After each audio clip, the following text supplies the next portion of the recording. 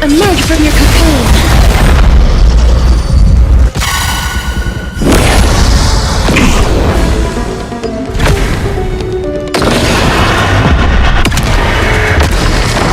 Receive divinity!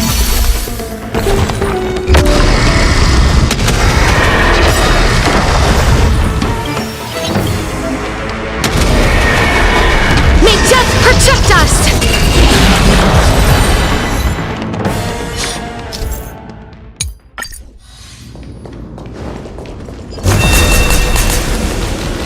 Be careful. There's something.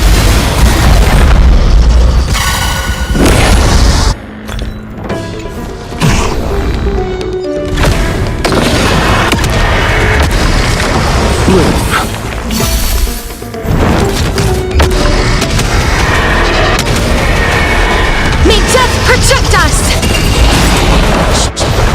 It's coming! I don't know what's way! Away we go!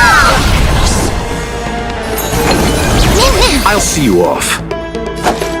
Receive divinity. I shall remember this Repay. moment. Eternal sleep. The dead return!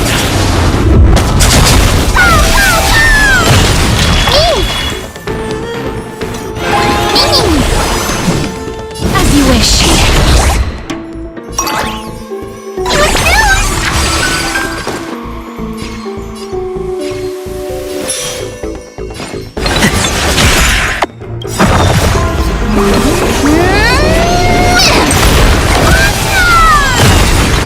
Is it coming? I don't know what's way! Away we go! You chose the wrong enemy. Watch closely! Embrace a new life. Delivering warmth!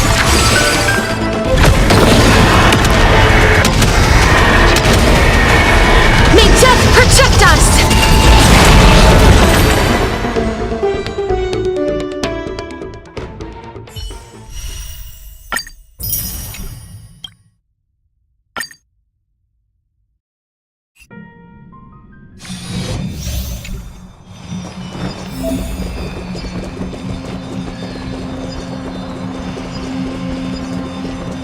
Not enough time to return.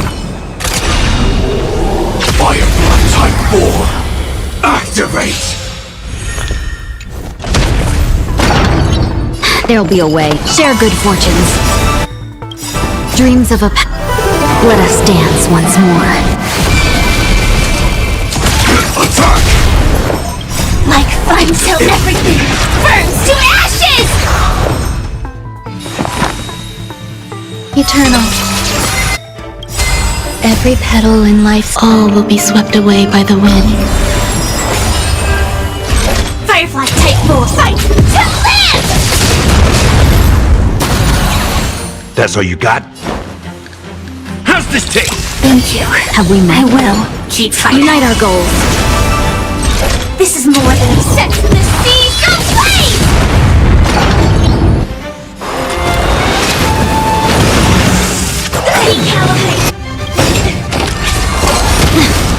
Nice like a good brew, my friends. Indulge yourselves! Some value, I suppose. No holding back. Share good fortunes.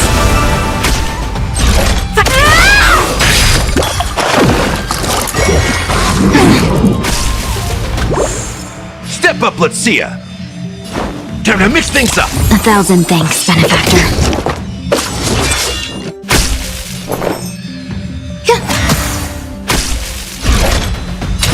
Fight to live! Let's seize this fine cloud scattered. Detonate!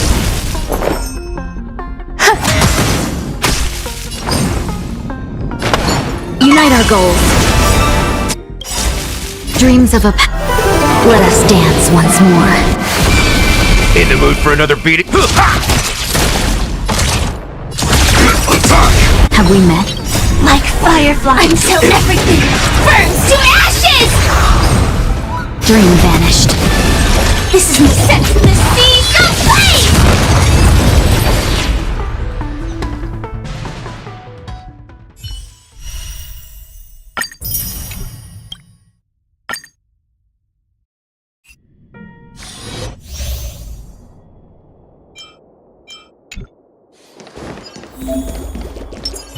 Feeling lucky.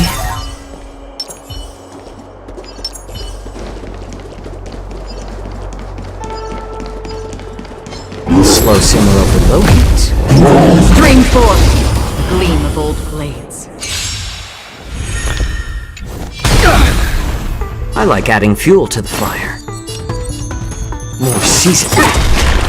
I'm honored by your... Since you're already here, why not have a meal before you leave?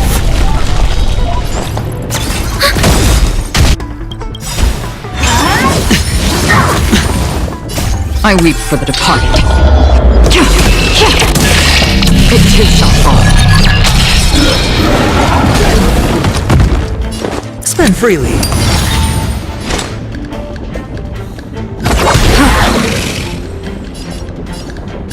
A little more heat.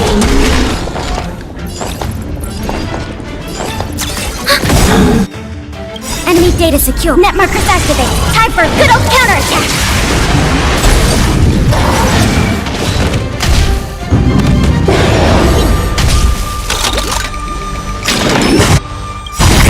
Back. Watch your head.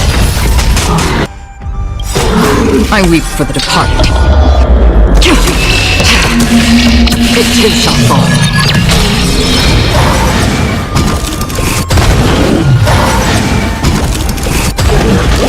The dice have been cast. Bust. Or maybe I'll take it off.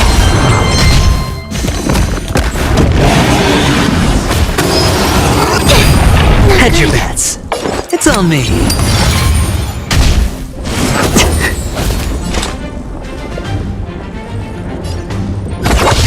It's better to make no move. More seasoning. I weep for the departed. It too shall fall.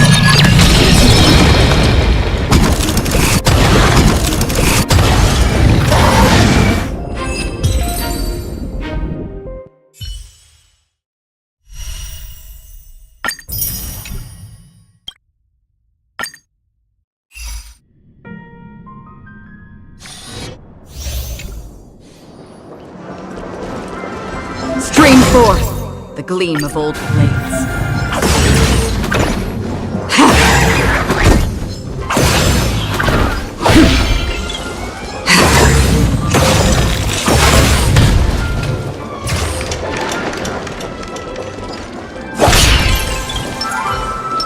This place is dangerous. Advance with caution.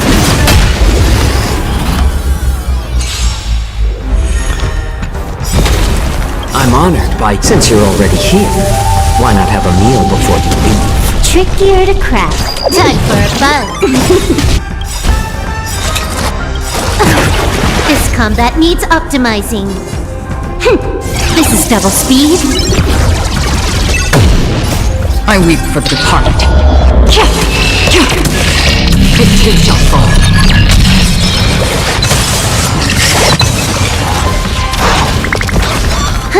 More enemies. Time for a buzz. A little more heat.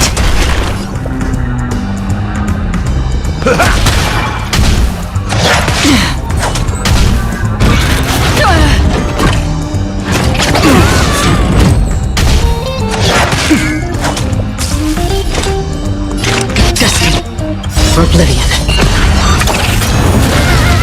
I weep for the departed. It too shall fall. I like adding fuel to the...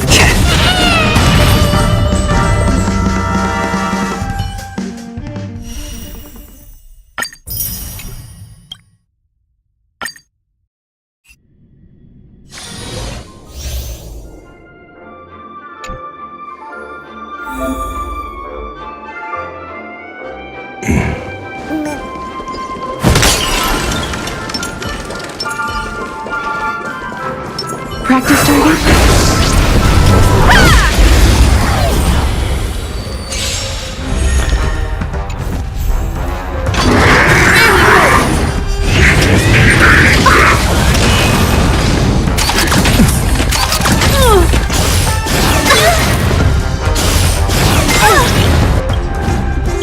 Nice like a good, my friends. Indulge yourselves! You won't get away. Perhaps humanity never conceals its desire to control the heavens, and I'm no exception. Decided to play your ace, huh? Time to mix things up. Saving me won't earn you anything. Oh, let's see. You won't get away. Everything is... Oh, stars, give these trailblazers your blessing. I have something for you. Who invited you? It ain't over. Time for an overhaul.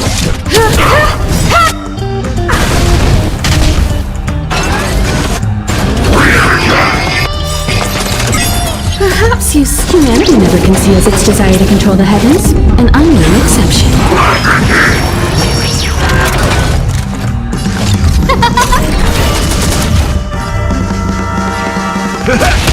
You won't get away.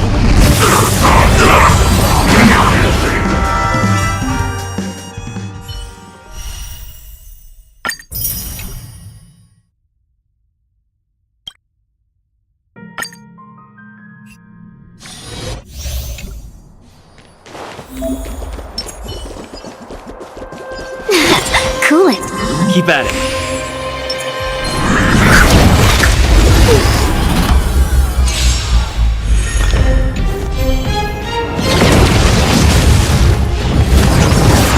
You'll pay for that. 1,000 wonders to raise your spirits. Fight as one. Commencing research. Deeper.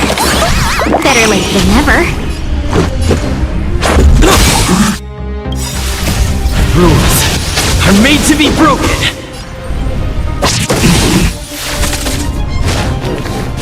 Can we talk?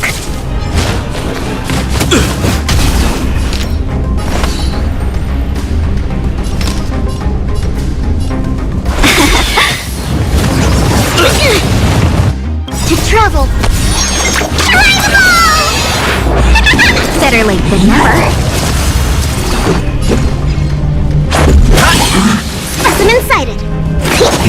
Seize the moment.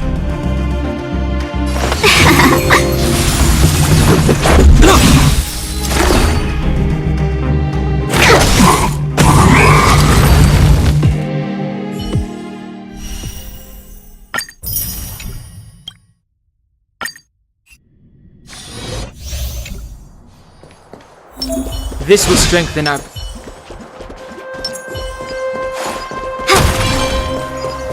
What was that?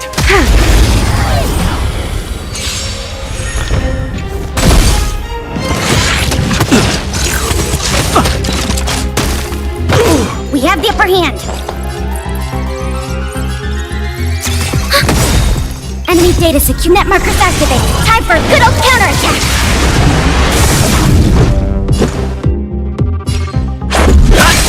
Too late to repent.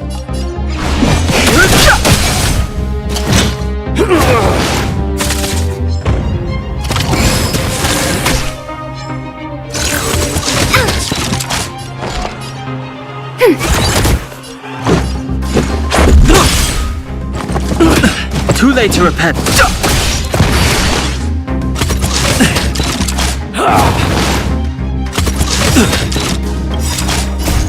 Rules are made to be broken.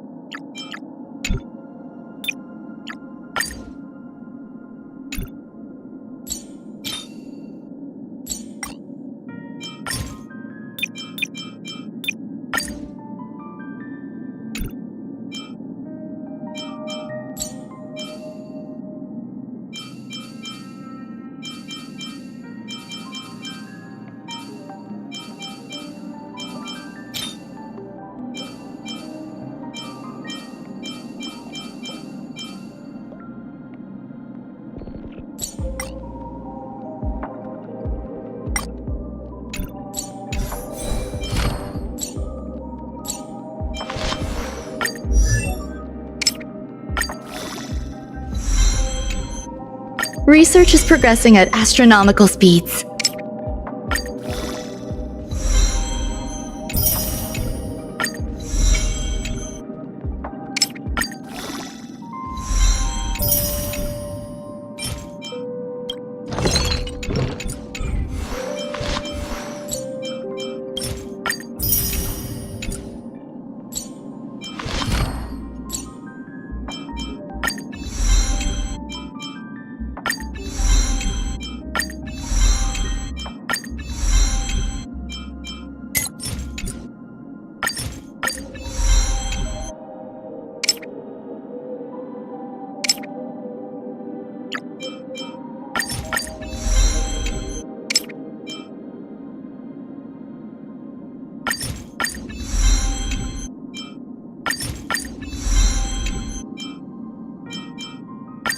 Every breath one takes is a perception of the self.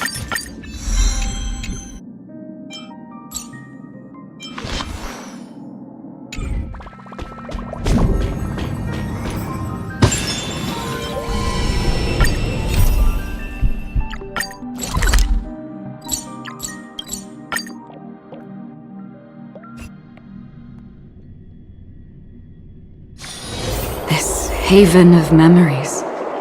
Every touch, every moment is like a thorned rose.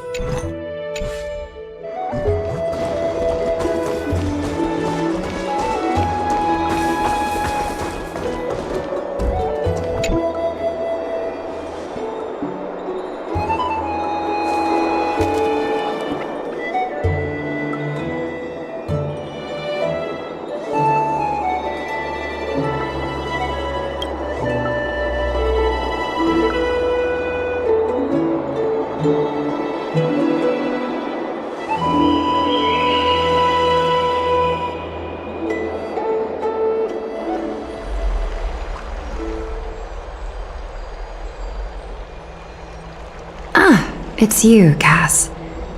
I finished the anthology of poems you lent me. Here it is. I thought you'd be too preoccupied to find time for reading. Precisely because of these obligations, I felt compelled to read it swiftly. Wouldn't all these preoccupations slow your pace? On the contrary, knowing that time is limited can push one to overcome their limitations. The weight of these responsibilities seems to have enhanced my reading efficiency. I understand completely. During my time at the Grove, the closer exams drew, the more efficient I became at tackling everyday mundane tasks. Anything but my actual studies. Precisely. As I remember, you and Finon were both disciples of the new Sporists. I assume that Anaxa's exams were as unreasonable as the man himself, correct? The courses Professor Anaxa taught were Introduction to Alchemy and History of Mythology. And to be perfectly honest, those two courses were the students' greatest nightmares. The history of mythology taught by the blasphemous great performer himself. I can imagine their fear. Now that I think about it, students would often rush to the podium during class to challenge him on those blasphemous ideas. May I ask, Lady Aglaya, has your relationship with Professor Anaxa always been like this? He openly dismisses people's faith and questions the very justification of the flame chase journey. Our positions have been destined to be at odds. While you were studying there, I assume you must have heard of his nickname. A Droma Strait in finery? As I see it, this nickname is more of an insult to the Dromas. Despite his insufferable arrogance, I do hold a certain respect for his nature as a scholar. To remain true to his principles, he is unafraid to stand opposed to the world, and that requires considerable resolve. Anaxagoras' life is almost like a satire. As a Chrysos heir, he refuses to heed the prophecy, while he disrespects the gods. The gods have chosen him. He was indeed chosen by Circes. Is something weighing on you, Cass? The golden thread is quivering. I sense there's more to this exchange than idle chatter. With all due respect, I'd like to know what you plan to do with him. In light of his assistance in the battle against the Flame Reaver, I am willing to grant him some time to find a way to remove the cool flame. However, if Anaxa decides to make any move that places us in danger, I will not hesitate to take extreme measures. Just as I feared. The Flame Chase journey is the destined path for the Chrysos heirs, yet he now seems more like an empty shell. Given his strong sense of self-respect, I trust that Anaxagoras will make the right decision. Still, I can't help but hope for another possibility. Perhaps Anaxa will also overcome his limitations, now that he knows time is limited. I understand your stance. Let's continue this discussion another time. But now, let's greet our guest. You're here. Does this mean you're ready to take on Orynyx's trial?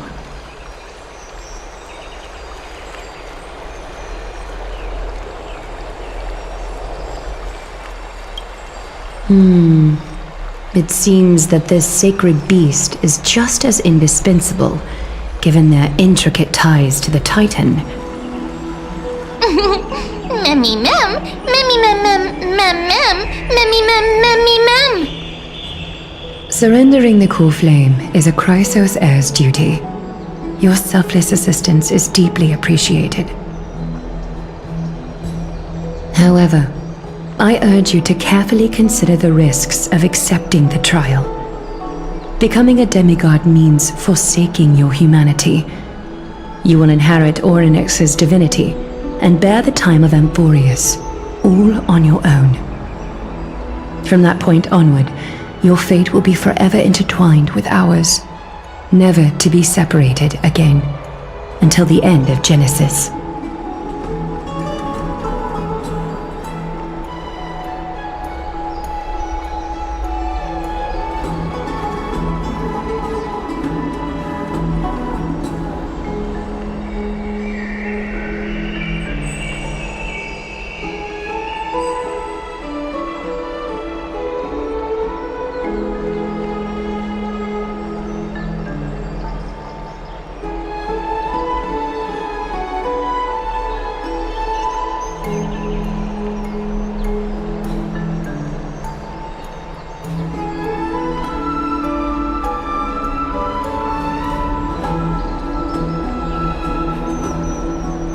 On the contrary, you are the only one who qualifies to attain divinity. Yet, for that very reason, I do not wish to pressure you.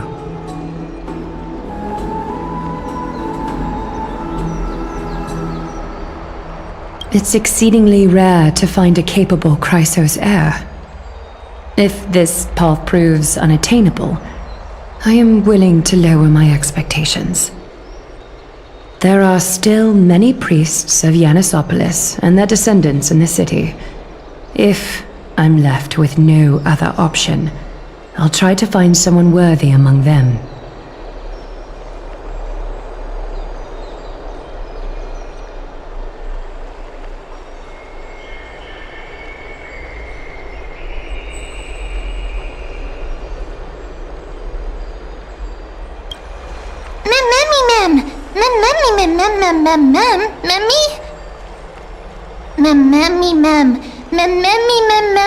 Hero.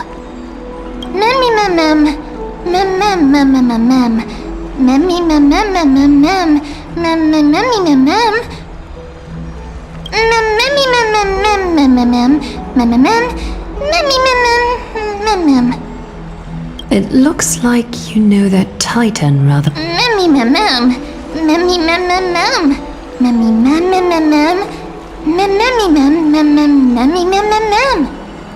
Memories that exist outside of your own experiences. I can't explain why, but I can vouch for Mem's words. When I was in the abyss, I heard the Titan's groans, full of pain and grievances, yet without any ill will.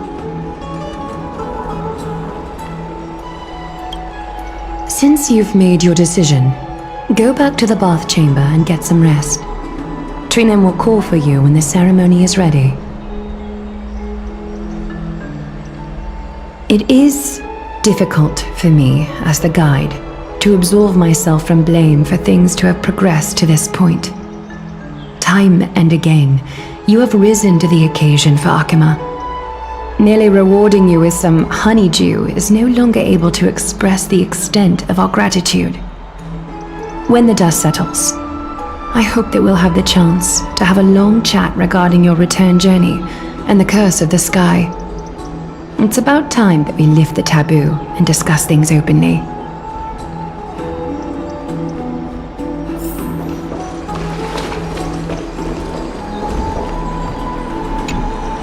Mister, may everything go well for you and Mem. It's nothing. I only came to discuss some matters with Lady Aglaya. Previously, I lent her an anthology of poems that Lady Trianne had gifted to me. Tracing back, this anthology was something left for Lady Trianne by a bard before their passing. Although personal properties should be cleared out once their owner has passed on, Lady Trianne gave this book to me since she knew how much I liked to read. It just contains an allegory. In a faraway land, in a city known as Styxia, a dragon corrupted by the black tide descended one day, swooping upon the city like death itself. It swallowed the princess of the city whole before it was suppressed. After taking down the evil dragon, the warriors discovered that the princess's life had already met its end. Overwhelmed by grief, the queen hired an alchemist to resurrect the princess using the dragon's flesh and blood. However, having lost memories of her previous life, the resurrected princess turned into an evil dragon herself and wreaked havoc on the city. As a result, the prosperous Styxia met its demise.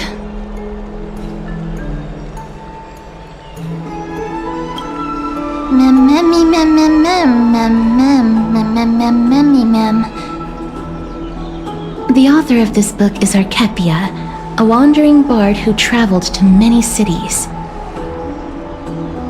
Among the things she left behind are poems, dictionaries, and many tragicomedy scripts. She even clearly underlined and took notes in books that covered While flipping through these books, I felt like I was afforded a glimpse into the life of Archepia. It felt just like I was traveling with someone that I'd never met before. It was as if she had yet to pass on and was still alive.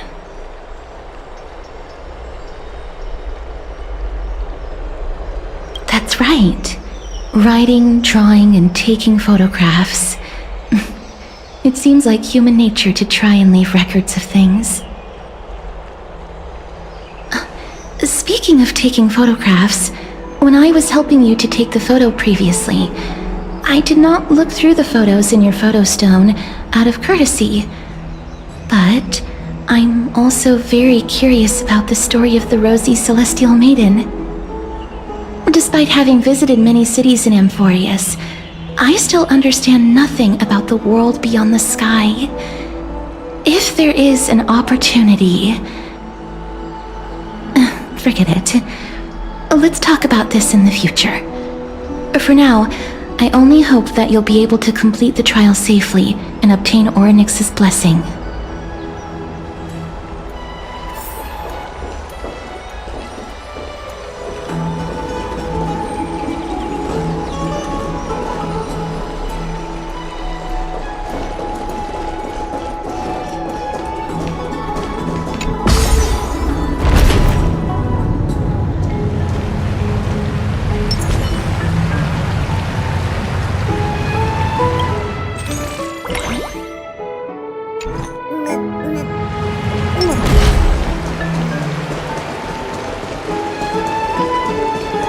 What are you folks going to do next? I'm still here.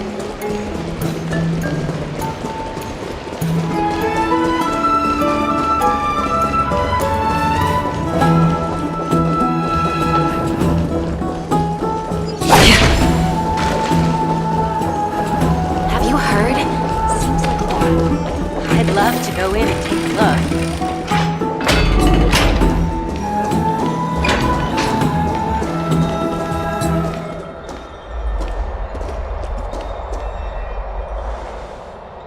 That's right. Oh, partner, you're back just in time. This is something that the both of you should probably know.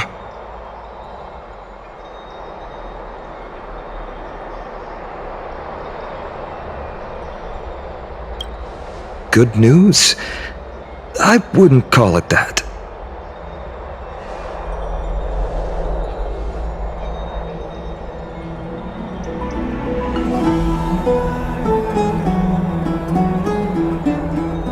Some background information for you. The Council of Elders is an authoritative body in Amphorius, made up of different city representatives. They hold legislative power over the Holy City, and are in charge of presiding over the Citizens' Assembly held once every few years. This is the most important social event of Akima. It is highly influential, and can even affect what happens to the Flame Chase journey.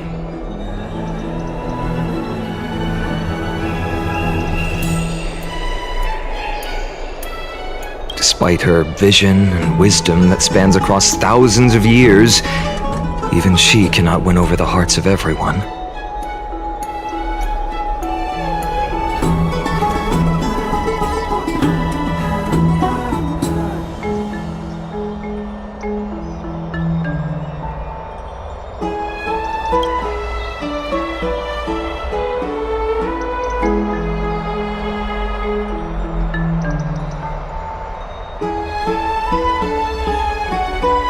Every 5 to 10 years, the Council of Elders organizes a citizens' assembly at Dawncloud.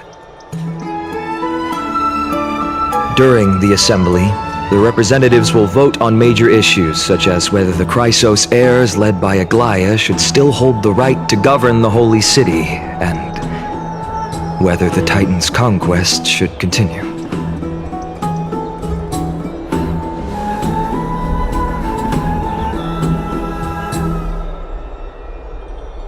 That is correct.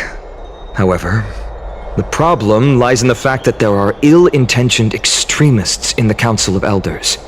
They view the Citizens' Assembly as a way to restrain the Chrysos heirs, and hope to take complete control over the Flame Chase journey. We can refer to them as the Opposition. During the assemblies held in the past 100 years, the voices supporting the opposition have been growing stronger in the shadows. It's only thanks to Aglaia that the Flame Chase journey has been able to continue to this day. The Citizens' Assembly is just around the corner, but this time, there seems to be a new variable to the situation.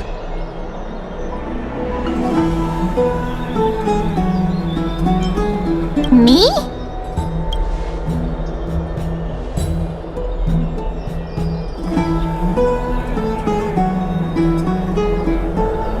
I'm afraid that the Council of Elders might want to take advantage of Professor Anaxa.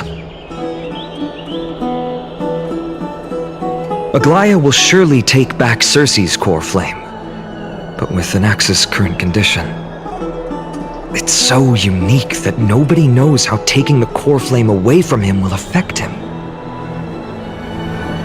He has always been someone that is only concerned about his own research.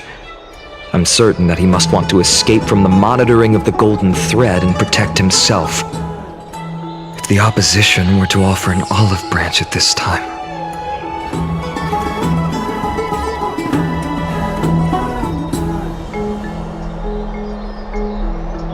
Anaxa has never believed in the prophecy, so technically it cannot be considered a betrayal. However, he has taught many Chrysos heirs, and has long been considered an important ally of Akuma. I truly do not wish to see comrades turning on one another.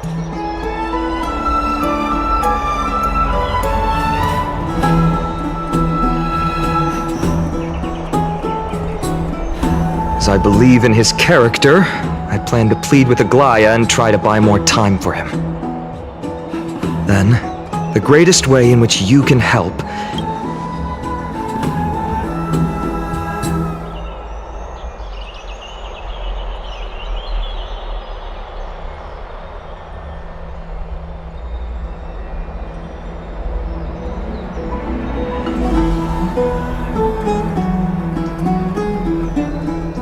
allow me to apologize for the fact that we always seem to be troubling you.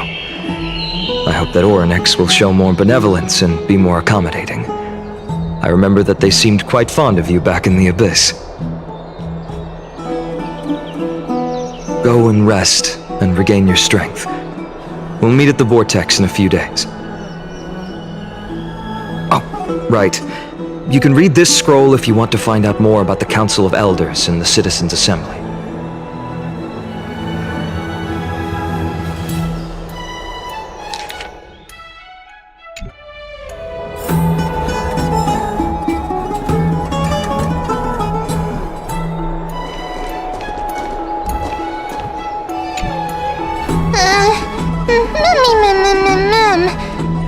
Nervous.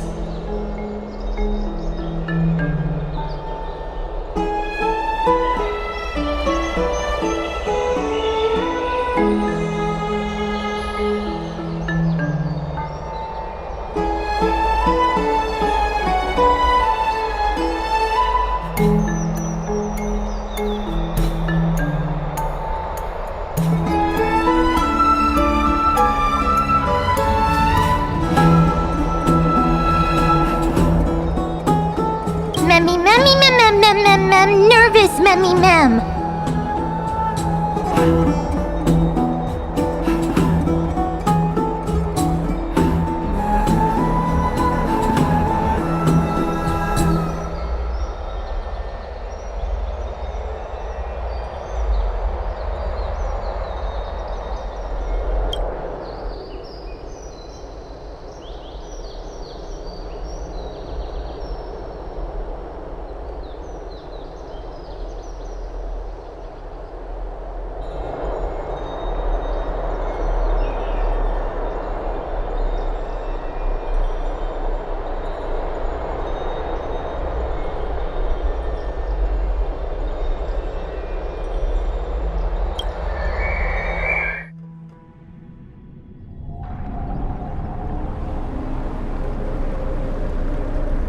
Esteemed one, Orynyx's vacant totem awaits.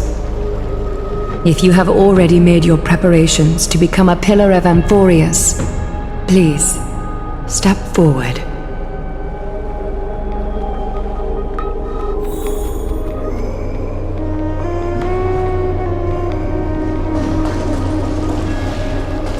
Little Grey and Mem, thank you. Your resolves cannot be questioned. We praise your pure selflessness and courage. May Kefali light your path forward. Get ready to assume Orynyx's divinity, Trailblazer.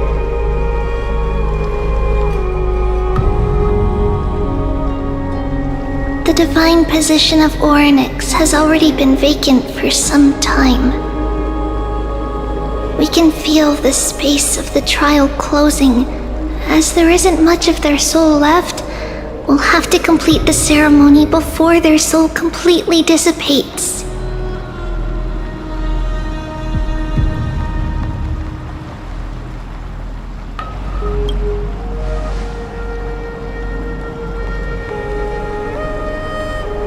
The eighth core flame coveted by the miracle that once belonged to the great veil of Evernight, Orynyx. It shall now be returned by the two elected heroes of the Chrysoseirs, a traveler who is upright and courageous, and a sacred beast that invokes miracles. Who? Both of you, please, come forward.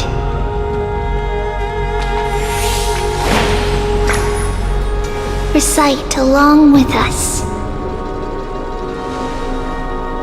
O Majesty of the 12 Titans, pillars of the world, we seek your divinity to mend the rifts of the world.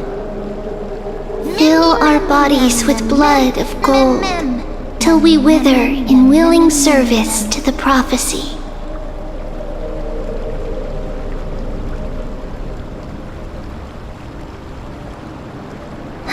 These are just words meant to make the prayer seem more solemn. Please, focus. And surrender the core flame.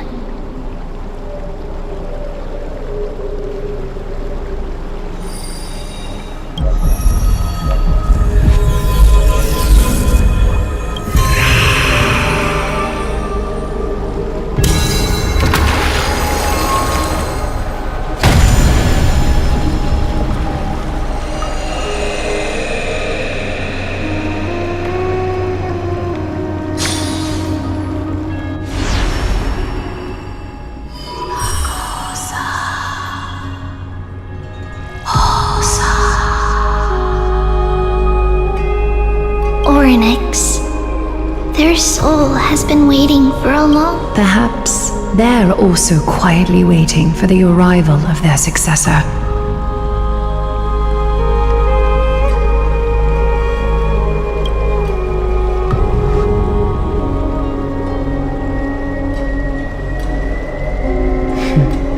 The last time I heard this, things didn't... Don't worry, Aglaya. He's tougher than I am, right?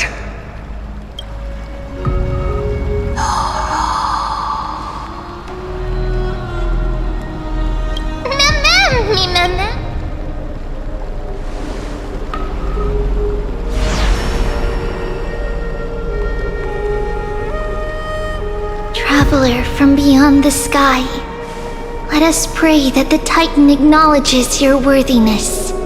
Although he loves cracking jokes at inopportune times, his determination is as strong as the Chrysoseirs. He will definitely succeed.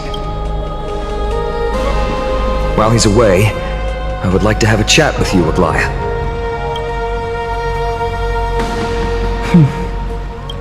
Speak.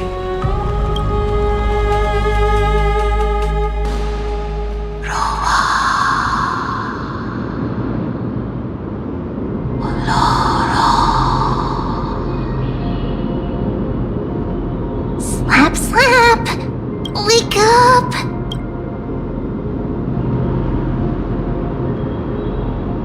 How is it? How do you feel? Right? I think that it's amazing too!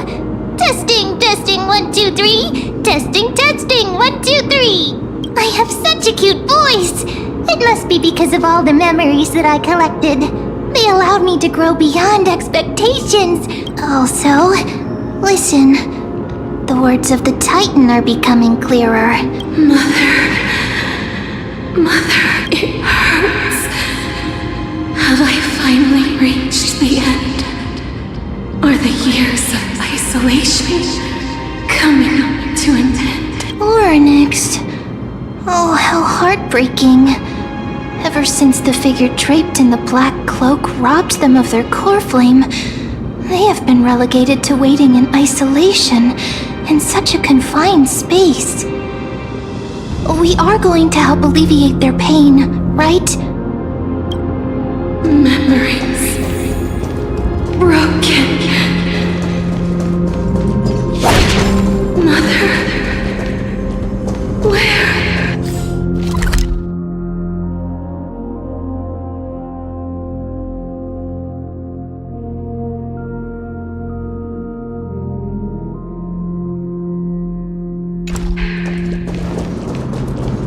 Mother? Who are they calling out for?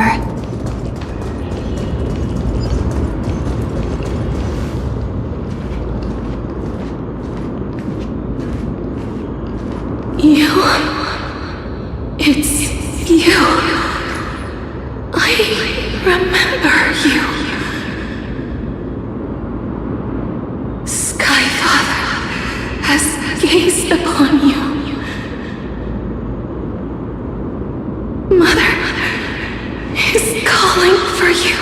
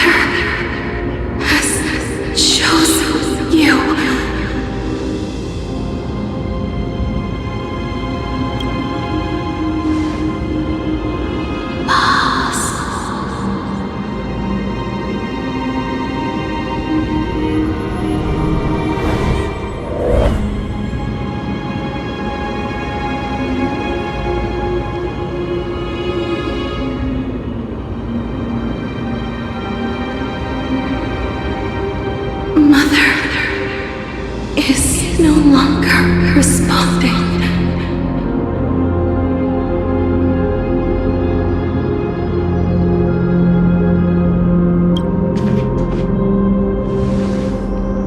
Something important. An important matter. Orynyx, listen to me. Aren't you tired? Throughout the long years, you have always been protecting the fate of Amphorius. Each time people draw strength from within their memories, every single ripple falls onto your shoulders. There's no need for you to bear this any longer, Orynyx. From today onwards, someone else will bear time on your behalf. This is why we have come. Freedom. Freedom. I want freedom. Oh, poor child. Everything will be fine. Let us help you.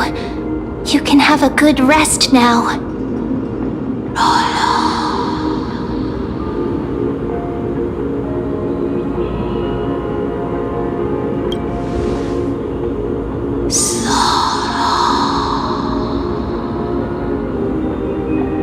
You have potential, strength,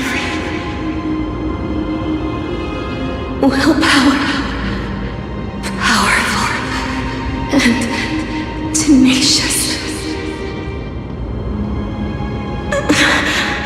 But you lack something. Just one thing. Lacking something? What is it?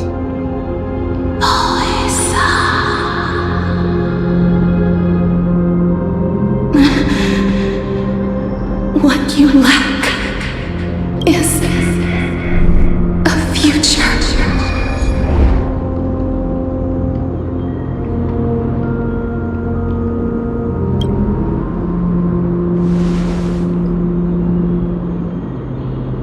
future? Traveler from the sky. You should have dissipated already. The gaze from the Sky Father. Stabilize your form. Because from the moment you crossed the sky, your life was cast away. Right now, you are simply a collection of walking memories.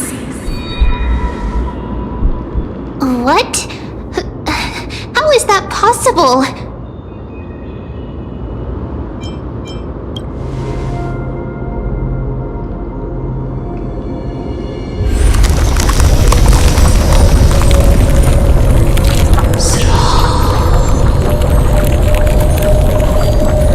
The space is collapsing. Someone must inherit if the pillar is lost. The laws of time Amphorius will succumb.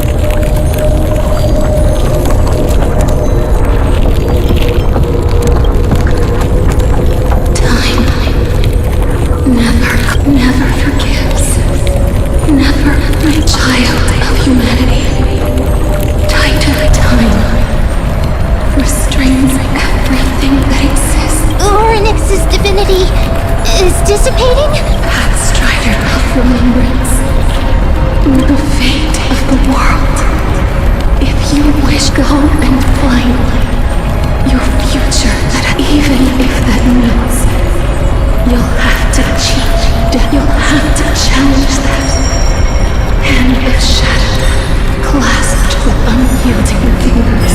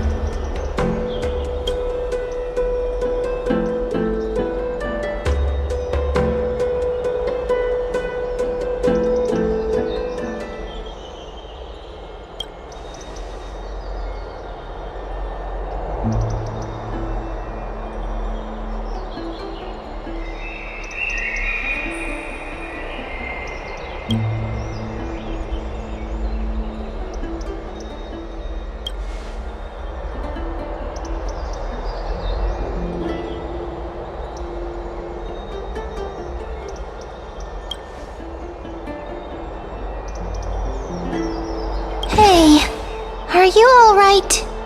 I heard you two talking about Thanatos. Cass is also very she has left the vortex and returned to the garden. Shall we go and look for her? Thanatos is the Titan that Cass has always been looking for. Regardless of whether there are any clues, there's probably no one else that understands death better than her. Right. There's something that I have to tell you. The Chrysosairs already know everything that has happened to you. I was too worried, so I told them everything. Please don't hate me, okay?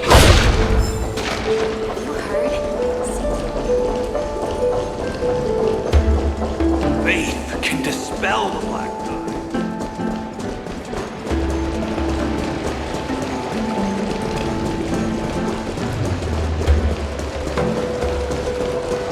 What are you folks going to do next?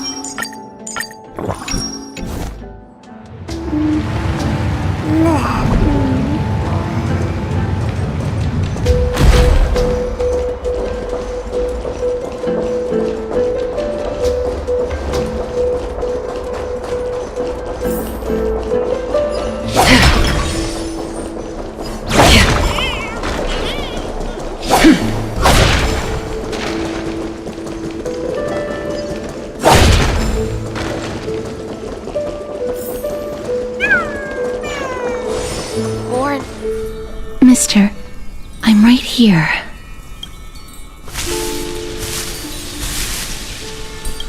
Please stay there and slowly.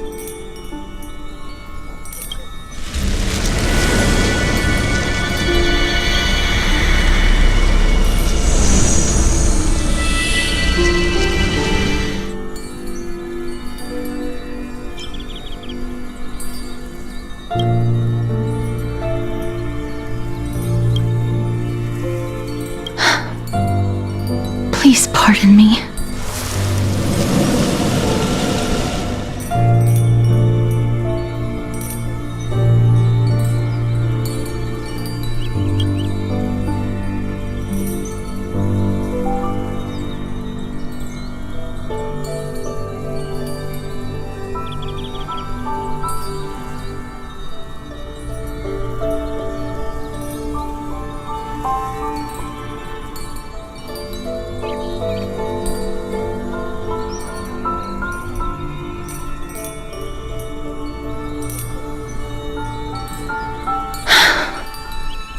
Just as I expected. I cannot feel anything.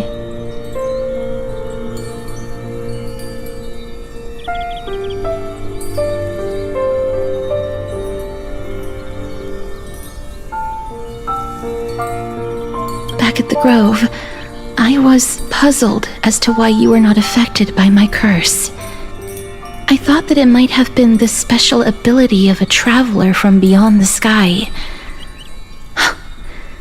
Never did I expect that this would be the true reason. I'm sorry. I should have noticed that something was amiss earlier. Mister, if my abrupt behavior just now offended you, I hope that you can forgive me. I'm just thinking, if your soul has really left your body, as a mortician, I might be able to trace where it has gone to. Cass! Did you find anything? My apologies. Not as of yet. Perhaps I have overestimated my capabilities. But, Mister, would you be willing to let me try again?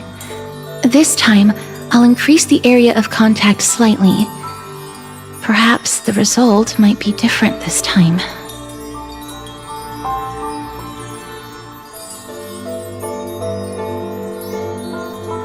I have never touched the living in this way before.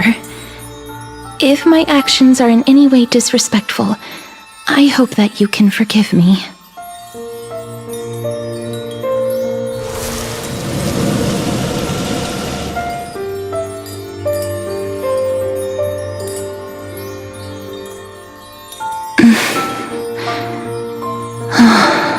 Yes.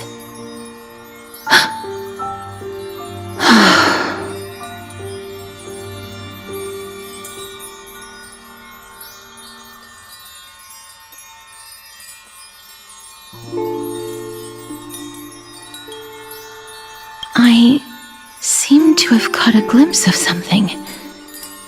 Your soul is currently roaming someplace and cannot find a way to escape. But perhaps it might not be a bad thing. If your soul is still wandering around, it means that we still have time. We have a chance to find it before the fingers of Thanatos sweep everything away. Clues. Just a few more. I need more guidance. The connection has been severed. With my strength, I'm not able to trace it. It was me. I was a little too hasty. Don't worry, mister. Although we currently have no leads, I will do my best to search for the whereabouts of Thanatos, bring back their core flame, and personally return to you the life that you have lost too soon. I know that I'm lacking in confidence, but I hope that you can keep this promise of mine in mind. Before I manage to deliver on this promise, please do your best to hang on. Amphorius needs you.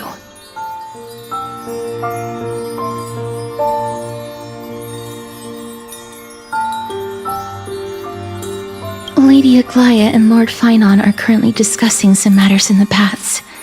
They're worried about you too. If possible, please go there and let them know that you're well.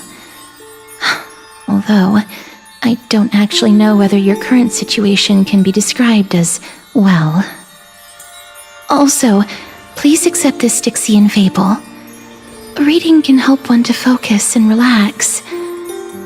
I hope that reading this can help tide you through this difficult period. More species are disappearing.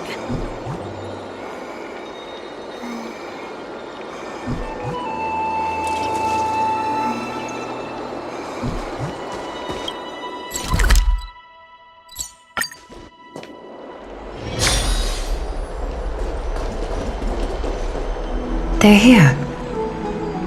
Partner! Hyacinth said you definitely wake up. Howdy. I beg you, please forgive me. You've completed the trial of time. And I have to admit that the process went better than I expected. Even in the end, that Titan's heart still showed a soft spot for humankind. However, I never expected that. Two people who have cheated death would appear in Akima at the same time. That's what we have been talking about. Mighty has been in Akima for such a long time, but has no one thought to study his indestructible body? If there were even any minor breakthroughs, we wouldn't be as clueless as we are right now. Many have had this idea, but so far there have been no results. If it were successful, Thanatos wouldn't have disappeared without a trace. Nevertheless, now is not the time for us to give up. At the very cipher. If anyone in this world knows the whereabouts of death, it would be her. I'll try and get her to return to Akima, but do be prepared for a less than ideal outcome.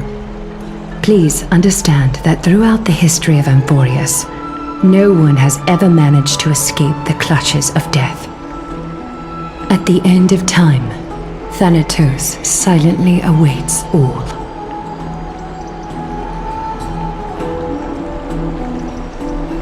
It is my duty. We too require you to bear the divine position of time. But before that, just... What's wrong, Aglaia? Omens always come in pairs. A tiny air current will eventually brew into a storm that tears the sky apart. It's Anaxagoras. He has initiated contact with the Council of Elders. In the end, it has still come down to this. I earnestly hope that your assessment of him is accurate, Finan. Otherwise, the efforts of my teacher and I over the past millennium might be reduced to dust because of that great performer.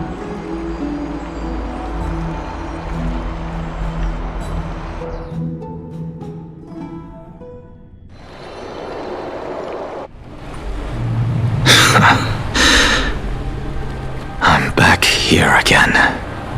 I remember this dream. This realm is covered in a silk-like fog, and the land is— Hey! Excuse me! What is this place? Where in Anthorius are we? The mutters of the traveler are in a language I'm unable to comprehend. Or perhaps they're just— Tell me, which Titan reigns over this land?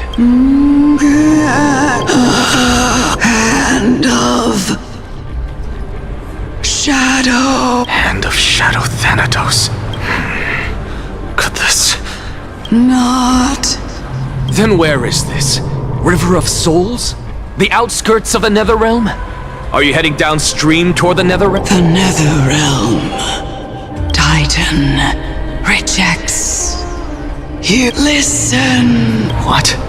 The traveler lifts their wrinkled fingers and remains silent. I look in the direction they are pointing, and the sound of tides. I can hear it. I hear it deep within the tides. Beyond the closed gate, a voice. About— Child of humanity, is it death's embrace you yearn for with such Oh, you have awoken. Welcome back to the mortal realm. Your consciousness is dissipating much faster than I expected. Ultimately, it seems like the Titan's core flame is incompatible with a mortal body. How much longer can my consciousness remain in the mortal realm? In my estimation, at best, you'll see 15 more entry hours. 15 days and nights. What is it? Are you finally starting to become attached? On the contrary, 15 days feels a little too long for so— Stop giggling. It's time for us to go. The messenger from the Council of Elders is almost here. Let me ask you one more question. Are you really planning to betray Aglaya's will? What betrayal is there to speak of when I was never loyal to her to begin with? What about that white-haired student of yours? Acting so recklessly, do you not care about what might happen to him?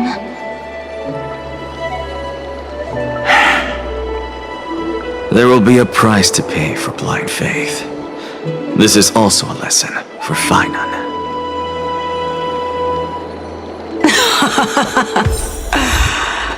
You truly are a strict teacher.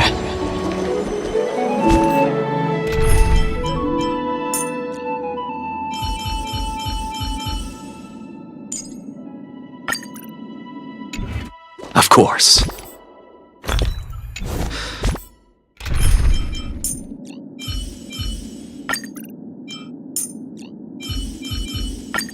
Looks like it's not a bad time. This is how I've always been.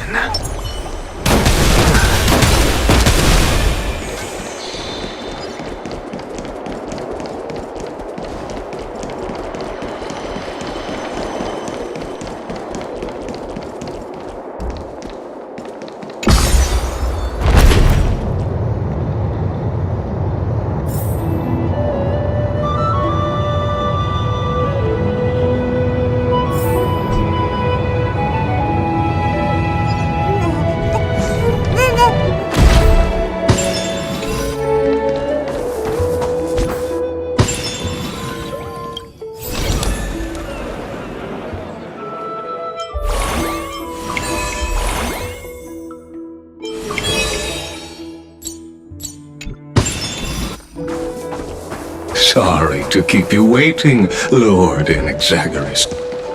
It's been a while, Lord Anaxagoras. I greet you on behalf of all the citizens of Akima and express my deepest regret about what happened at the Grove of Epiphany. It's you. I never expected that you would personally come and meet me. By carefully into Lantern above, I have come as a testament to the justice of the Council of Elders. There are Antikytherans here? They have been a rare sight ever since the Chrysos War.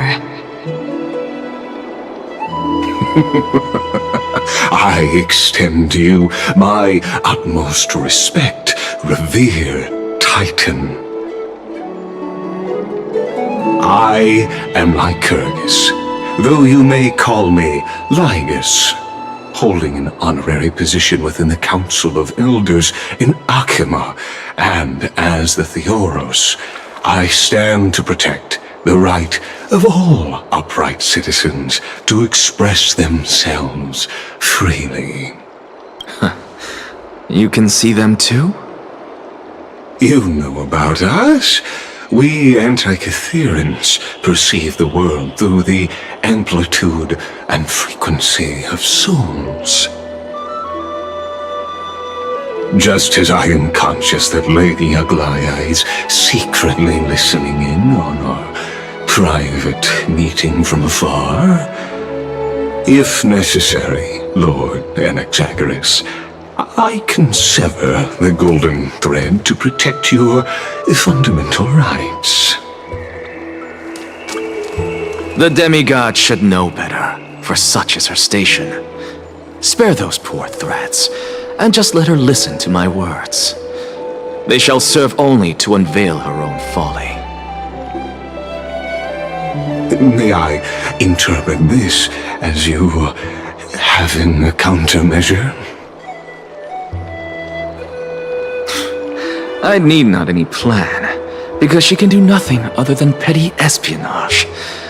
As the Citizens' Assembly approaches, and with Orynyx's fall, any attempt to capture the core flame within me will only usher chaos and calamity. A truth she undoubtedly comprehends. While I, Anaxagoras, serving as the Grove's special envoy to Akima's Citizens' Assembly, have long known the extent of your abilities. Let's forego the formality of asserting authority, Lord Lygus. Lead the way. Very well. Surely, Lady Kai. She's been waiting. Follow? Is there something on... Nothing, really. It's just a question that I contemplate every time before I ascend to Dawncloud. For the Titans, does the falling equate to death? Ah, a pondering truly deep. While all living beings must ultimately face their demise, Kefali has yet to meet theirs. Their journey continues unhurriedly along this long path. Are you suggesting that Kefali may not have truly passed? Yes. For dying implies an ongoing process, an action, whereas death signifies a static state, a definitive termination. In contrast to mortals, Titans exist on a grander scale of space and time, thus elongating their passage into death. The notion of their fall is but a misinterpretation born of mortal ignorance. Ah, an intriguing concept, albeit challenging to substantiate. After all, Kefali has maintained a profound silence ever since the era Arasa, while scholars and priests alike have conveyed the message of the gods' imminent fall. Perhaps the gods, in their arrogance, deemed it beneath them to reveal their perspectives to mortals. Could you elaborate on your statement? Circes, the kin of the Sky Father as recounted in myths, now resides within my brain. Were I to inquire, Kefali would have no cause to refuse. Oh. That very well could be true. But what if the world-bearing Titan still chooses to remain silent? In that case, the myths crafted by the people of Amphorius are nothing more than pitiful jests. It's worth a try.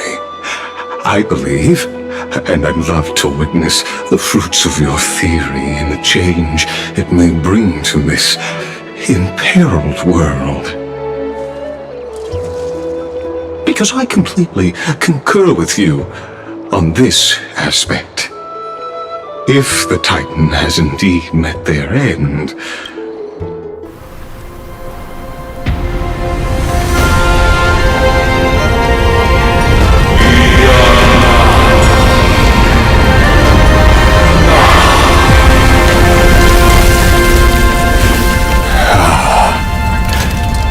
please, Professor.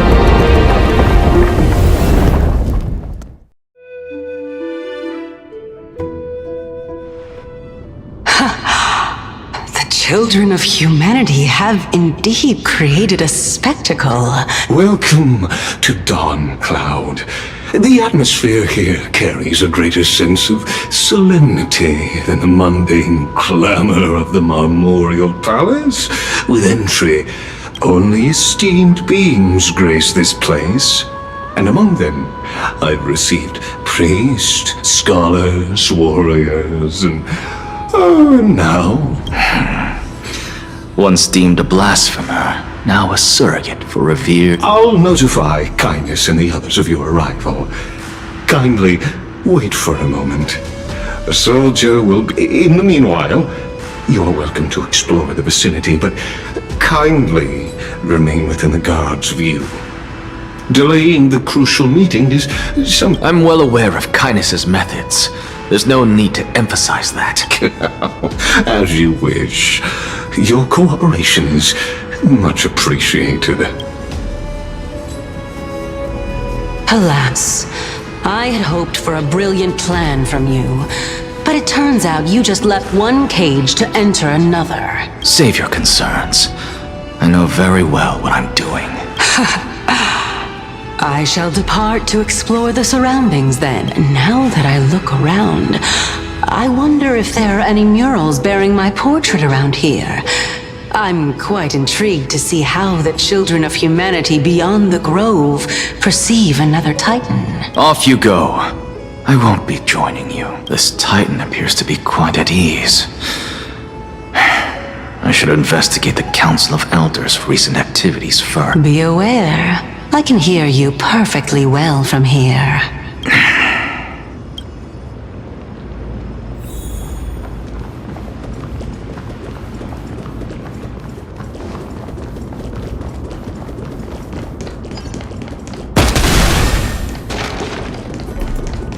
Professor Anaxa! Over here!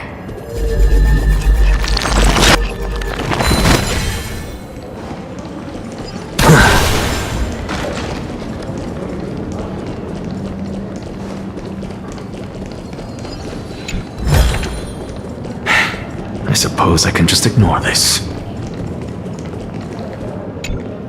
Professor Anaxa? Word has it that the scholars of the Grove valiantly perished resisting the Black Tide. To find you here safe and sound, thank the Fates.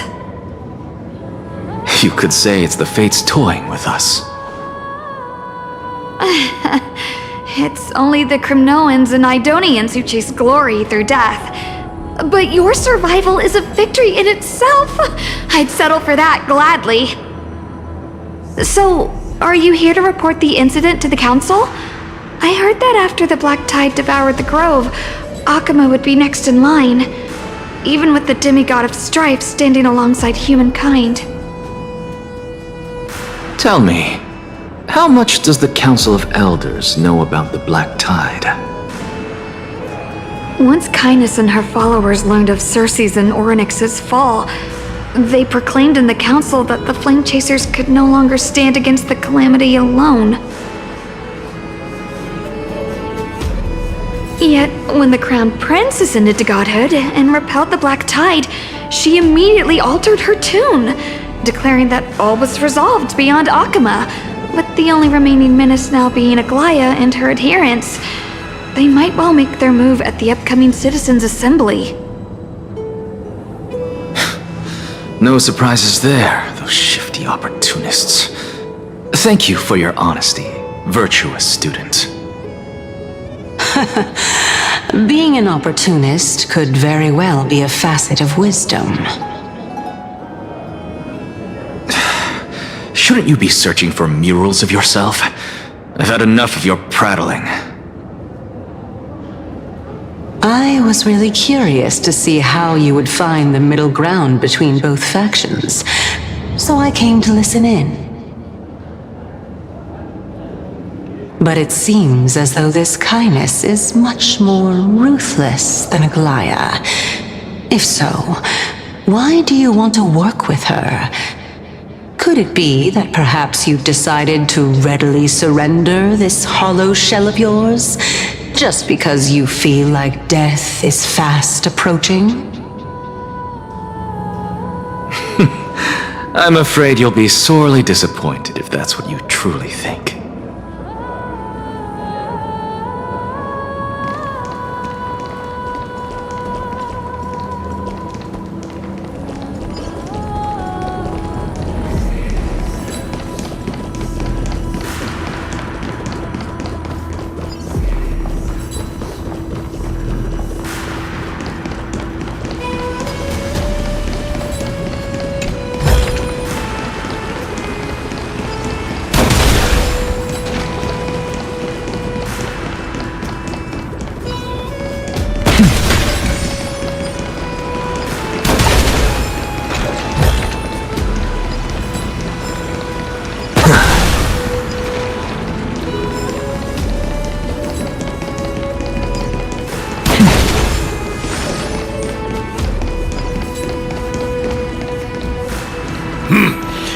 Even blasphemous scholars can come here, it seems. Looks like my presence here is quite unwelcome.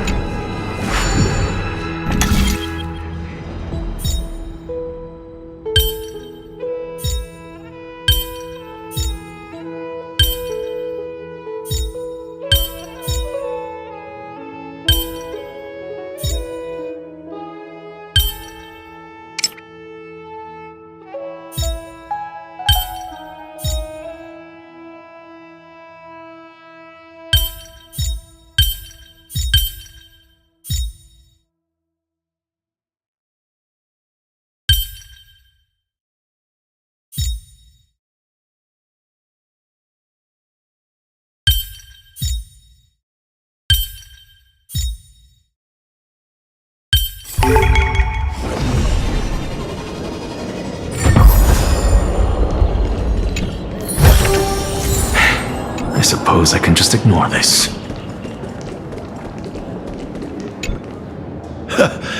Anaxagoras, I thought that you had died to the Black Tide, just like the other scholars. As Kephales's priest, are you not aware of the decorum of respecting the dead? Surely you jest.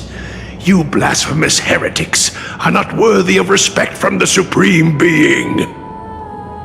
Let me remind you that you're currently in Dawn Cloud, so you'd better keep your deranged language to yourself. I am no longer that altar servant from years ago who could only acquiesce to the commands of others. Now, I have plenty of ways to deal with people like you. I'm not sure whether I should laugh or cry right now. I can't believe that a follower such as you could have been made by a creation titan. As I see it, a dead titan can't provide you with this level of confidence, right? Then who is it exactly? Could it be kindness? You. Seeing how fond of you Elder Kindness is, I shall let that slide for now. Leave immediately, and don't impede us from receiving the Supreme Being's blessings. Seeing as we were able to hear of this matter from the mouths of others, it seems that kindness is indeed quite sincere toward us. Perhaps this affair will proceed smoother than I had anticipated. Oh my, what a thrilling confrontation. Are you praising or insulting? Praising him, of course. As a believer of the God of Deliverance, it is only natural that he detests evil. Didn't you hear me? I asked you to leave. Go as far away from here as possible. Don't mutter to yourself like some sort of madman. I've had enough of this. Could the 15th entry hour arrive any faster?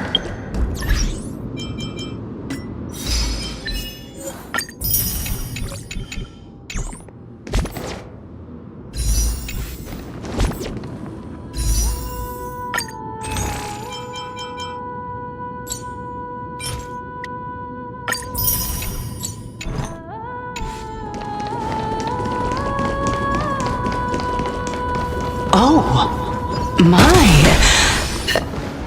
Every plant, every tendril, no, even every leaf could be the embodiment of Circe's.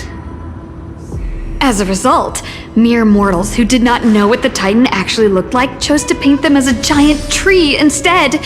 Their wisdom was portrayed as fruit to symbolize how they shared their knowledge equally among the masses. Such exquisiteness indeed. This mural is quite abstract. I really can't tell whether you are praising or demeaning yourself. Now I'm quite curious whether the Reason Titan has studied figures of speech before. Of course I find such stylistic devices interesting. For all we know, this could be the answer to the question, what exactly are we? I, for one, am not willing to admit that I could look this ugly. Was this the reason why you failed in your attempt to refine my soul when you were ambushed at the Grove? Since you are aware of this, why did you save me back then? From my perspective, this point alone was enough to separate you from the average person.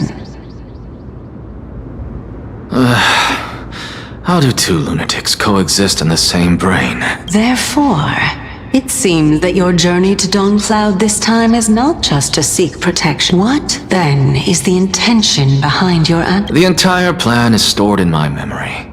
So why don't you look there? Then don't mind if I do. 1 year old, 2 years old.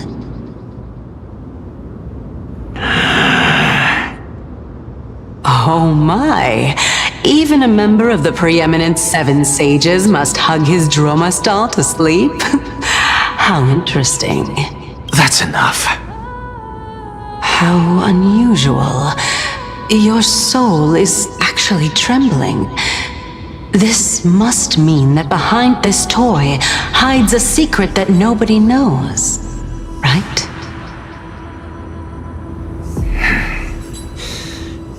Since our days are both numbered, I don't mind telling you more about it.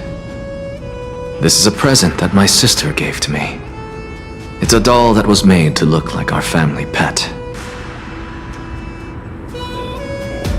So there are other members in your family, eh? Are they also living in Akama? Don't you just love to pick through my brain? Go on, continue flipping through my memories. It won't take long. You'll discover the answer when you reach the memories of when I was 5.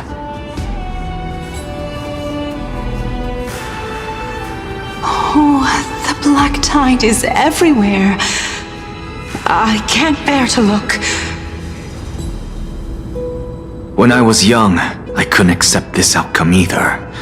Georios, Aquila, Kefali, and you, of course.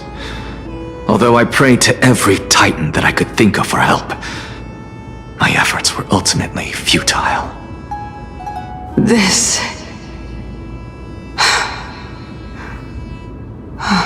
Indeed it was. Everything started from that verdant courtyard of yours. When I was pursuing my education there, I naturally also came to learn of Thelesis' theory as well. Oh, I remember that person. He was the one to come up with the concept of souls, right? Not only that, he also believed that life, as well as the composition, movement, and transformation of matter, all stem from souls themselves. This is why I thought that, since all living things stemmed from the same origin, why could I not sacrifice myself in order to resurrect?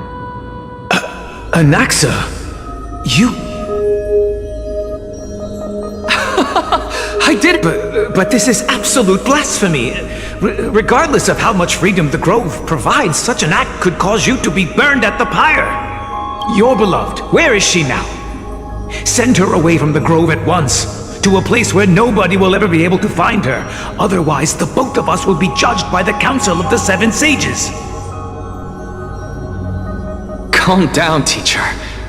My sister, she's still not in the mortal realm, even to this day. What do you mean? It was naive of me to think that I could snatch the deceased from Thanatos' grip by merely sacrificing one eye. Equivalent exchange.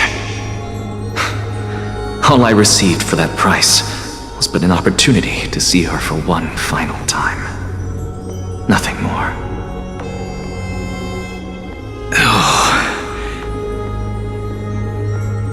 Let it go, Anaxa. As one of my best students, I cannot watch you go down the wrong path without doing anything to stop it. Never do something taboo ever again. Don't disappoint the deceased, and never harm yourself. If you can do that, this classroom will still be yours, and you'll have a chance to live out your own life. Since I was able to see her one last time, I have no other desires. You're right, teacher. It's time for me to start a new life. I am sincerely glad for you, child. Now then, what topic would you like to study? I wish to continue Thelesis' research. Continue the research into souls, but you know that the Grove has long since understood his philosophy like the back of their hands. Even if you continue digging into this subject, your efforts will likely be futile. No, teacher. After my fleeting glimpse of the deathly fog, I finally understood a single truth. Since ancient days, our understanding of the souls is but the tip of the iceberg.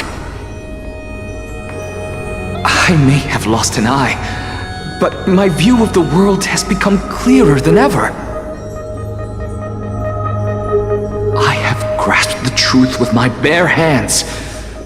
Watch as I turn this farcical world upside down.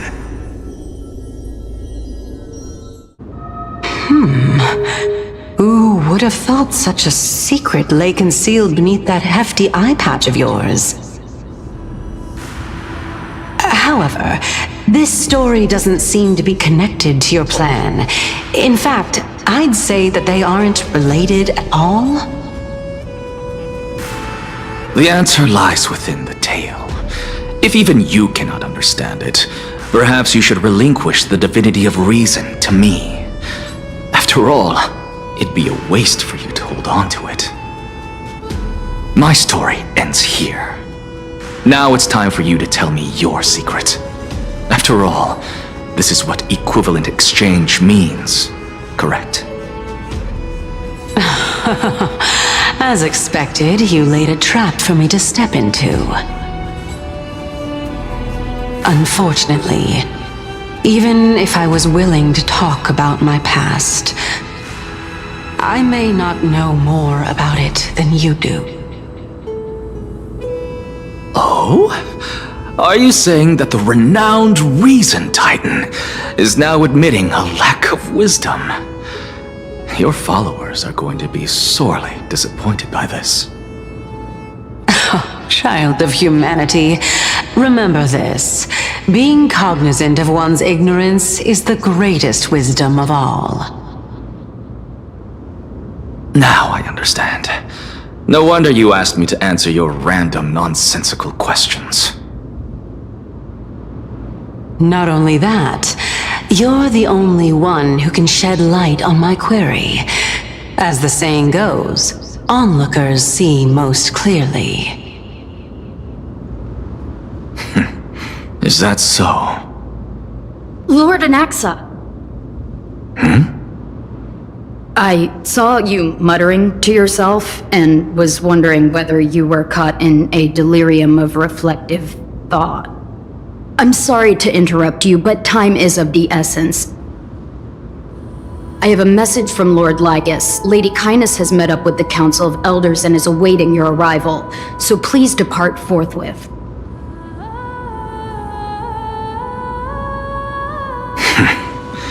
It's finally time. Carefully. The one who created the world, and the one who bears the world.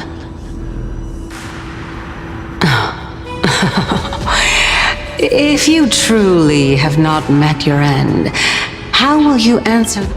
I didn't expect you to agree to Lady Kindness's invitation. What a wonderful turn of events. To tell you the truth, there are many people who hold grudges against that Lady Goldweaver.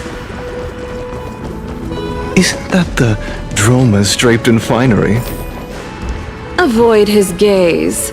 I don't acquaint myself with blasphemers. Don't worry. He's too full of pride to pay us any attention. Your nickname is Dromas as well? You must really like those creatures. A student of Empedocles? I hear that his views run counter to the Venerationists. This is what being a scholar is about. A collision of ideas only occurs when there are differences in beliefs, and it is such collisions that lead to progress. Yet, Lord Ligus and Lady Kindness are just ahead. I'll take my leave for now.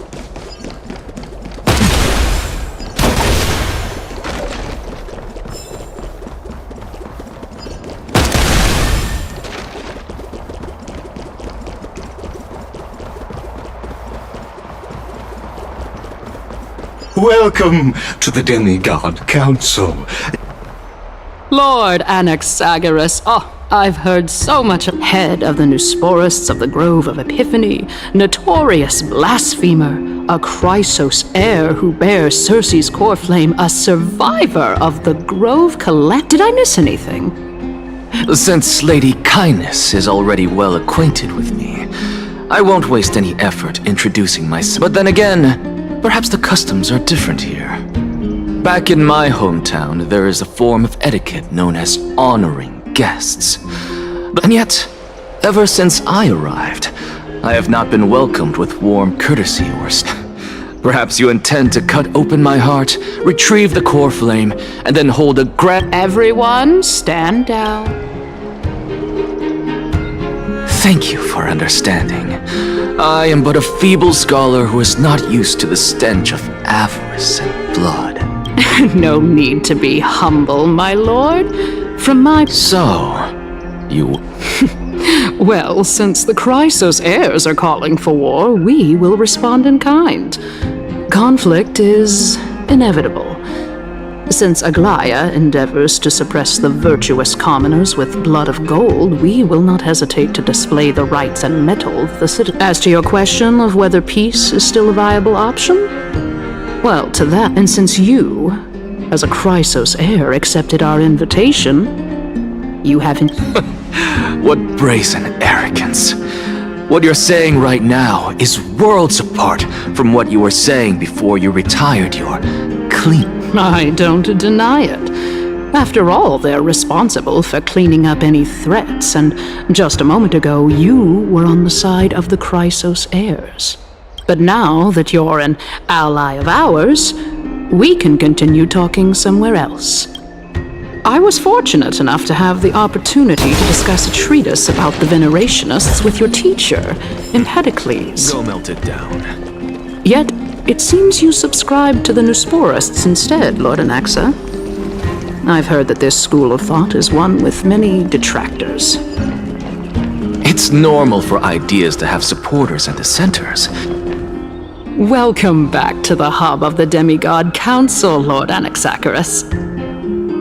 Surely you remember that countless this tiny stage is the most profound embodiment of Akama in centuries. In 15 days, this site shall also become the most important, as well as the final turning point in Akama's history. May the both of us carry out our duties with honor and lead the masses back toward the Erechrysia, a golden age with no death, strife, or trickery. Oh my, 15 days and nights. That aligns perfectly with the date of your demise. Could such a coincidence truly exist? Using death to prove myself fits my intentions perfectly. What strong conviction you have, as expected of the hero who dared to stand up to the Gold Weaver. As expected, she misunderstands you. That's enough, Lady Kindness. Dispense with the niceties. I only accepted your invitation so that I can serve the commoners alongside the members of the Council of Elders. Don't test my patience with such superfluous formalities. Well, you say that now, but surely you also require my aid as well, so that you can stay alive even when being pursued by the Golden Thread? You worry too much. She won't show her hand too freely, as she still needs to garner support from the masses at the Citizens' Assembly. Even someone like me can tell that only a sliver of her humanity remains. Surely you're not asserting that she will definitely act in a rational manner. As you're no doubt aware, Aglaya covets the core flame that I possess, which makes it the bargaining chip that allows me and the rest of you to negotiate with her. However, in return, I'll need the Council of Elders to support me as much as possible. Naturally, this includes the guards as well. You're well aware how valuable Cersei's core flame will be in the Erechrysia that you are desperately pursuing. Talk is cheap, so you'd better act prudently as well. I understand. After all, this battle of wits is just a means for each party to acquire what they need. As long as your request is reasonable, the Council of Elders never shortchanges its allies. Since we're both intent on mutual cooperation, let's not mince words and just speak plainly to each other. Let us decide how much we can secure for ourselves and how much we're willing to sacrifice, like true philosophers, with our words and wisdom.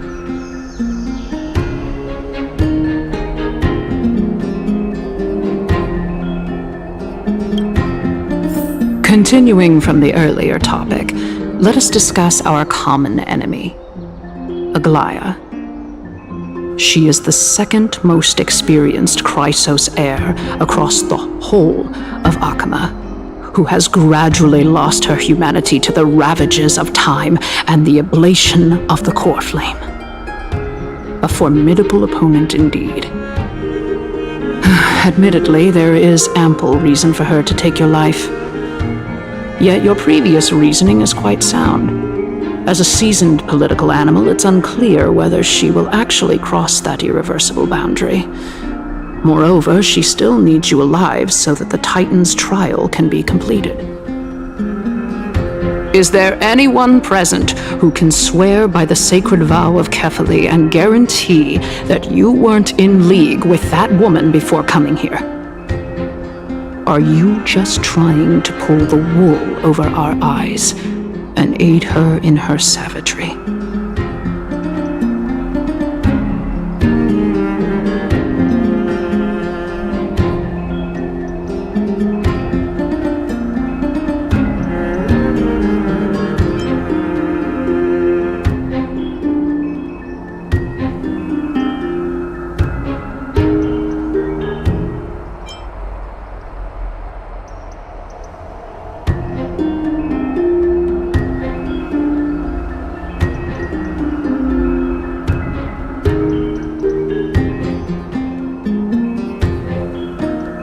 I believe you're aware of Castorus the Executioner. Long before I returned to Akama, Aglaia had already dispatched her to monitor me. If I weren't able to reach this place in time, I would have been forced to meet Thanatos first. As compared to a comprehensive plan with uncertain results, if you decide to cut open my chest and remove the core flame, wouldn't that settle her nerves even more? Everything is in place. She just needs the right timing. I understand what you mean. At the very least, the both of us agree that this tyrant who wallows in extravagance and greed is the greatest threat to achieving peace in Akama. The Council of Elders is willing to defend your right to live, just as we defend every oppressed citizen. However, I regret to say that sentiments in favor of the Chrysos heirs and Aglaia are only growing in magnitude. The peace that we are aspiring toward, as well as everything that we hold dear, will be destroyed completely. The city will be burned to ashes, and the citizens' blood will be shed. Tell me, what are you willing to do for our esteemed citizens so that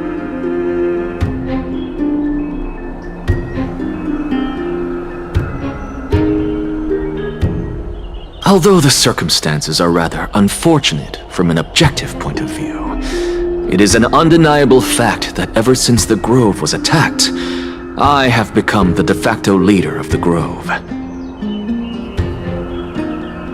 The Council of Elders needs more backing if it wishes to topple Aglaia, and it's evident that the Academy wields considerable influence.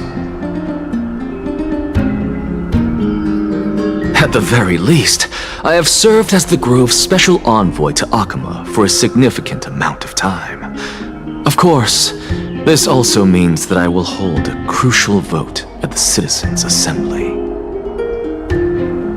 in the name of Kefali, Akama thanks you for your sincere and valuable thoughts.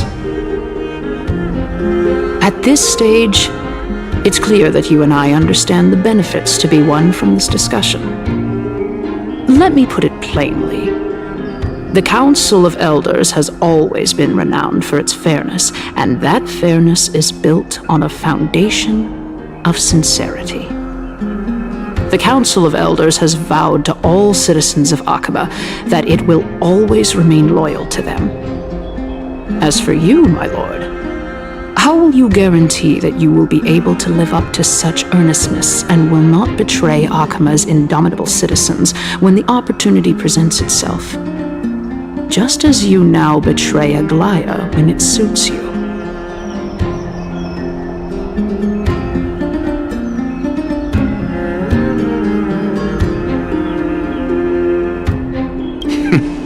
Surely you jest.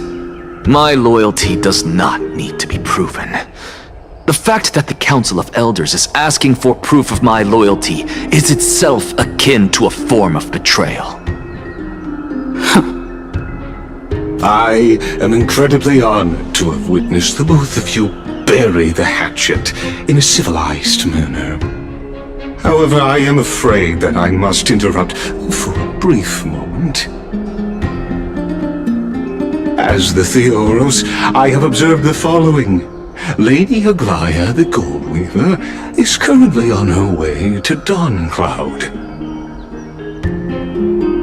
Oh. Well, I do believe that we might have a slight overabundance of guests today. Feeling dissatisfied, Lady Kindness? Despite the Council of Elders' lofty residence on Dawncloud, it must still tolerate the whims of the Chrysos heirs. So you were holding back just now. Seems like you are better at playing this game than I. In any case, I'm glad that she's arriving here. So tell me, Anaxagoras, now that you're an ally of mine, if Aglaya were to demand that I hand you over, what should I do? You can do as she says.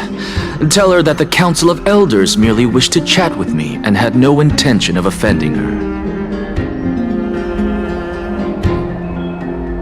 However, by doing so, the authority of the Council of Elders will be as thin as papyrus that has been soaked in blood.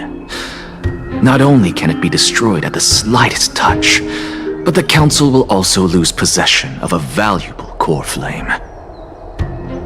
No, more like 2 core flames. After all, at the next Citizens' Assembly, that young lady who is synonymous with death will also be standing on our side. Oh? How can you be sure of that? Is that of importance to you? All you need to know is that I have a plan. In my opinion, you should be more worried about the impending threat. If Aglaya can seize me in full view of the masses today, she could also dismiss the entire Council of Elders in one fell swoop tomorrow. If that happens, the discussion that we've just had will turn into an utter joke instead. Is this the outcome that you wish to see, Lady Kindness? Fine. I will handle this matter appropriately. But you do best to remember this. Fool the people and karma will be on your tail. I'll overlook it this time, but don't count on there being a next time. Unless, of course, you crave cruel punishment and consider suffering the perfect state to ponder the true nature of souls. Well, what do you know? That happens to be one of my rare talents. We shall see then.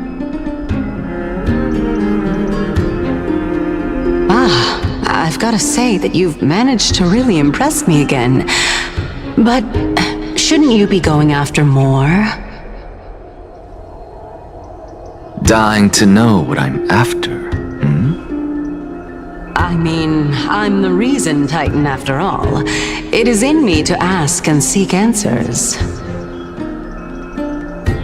Easy there. You'll learn the answer soon enough.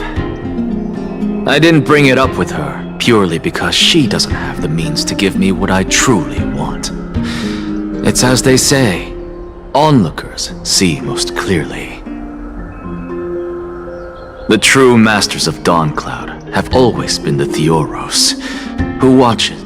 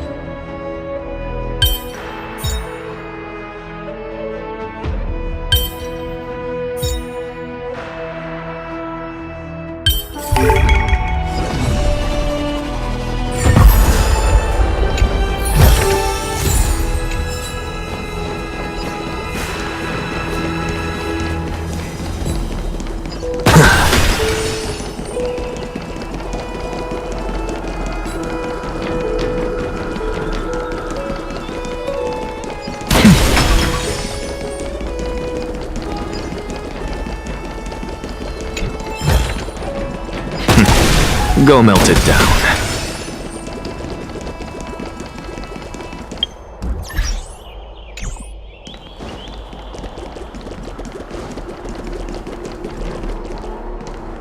An expected visitor. Welcome once again. You know, you could actually skip all the pointless debate and come straight to me to seek an audience with Kefali. I have no reason to refuse you. You may not, but Kindness has. Whoever gets hold of Kefali's core flame will get to rule over Akama. She's wary of me, so naturally I had to gain her trust. I would say that debate was not at all pointless. In my view, this individual has gone to great lengths to get close to Kefali. He might very well be plotting something nefarious against... Are you still willing to let him pass? Yes, very much so. All living creations are always free to visit Kefali's transcendent vessel. This comes with being the world-bearer. How convenient it is to be able to hear what they say. It is truly my honor to speak to a venerated titan, and please, go ahead. Let me join you both on this. A bygone myth tells of an occasion where Kefali once answered their followers' questions on the peak of the holy mountain. Their followers have since believed that scaling this titan cliff is one way of being with the god. Hear that? It's not every day that you get to climb a mountain with Circes. You should sing me a hymn of praise. Titan hymns are beyond me.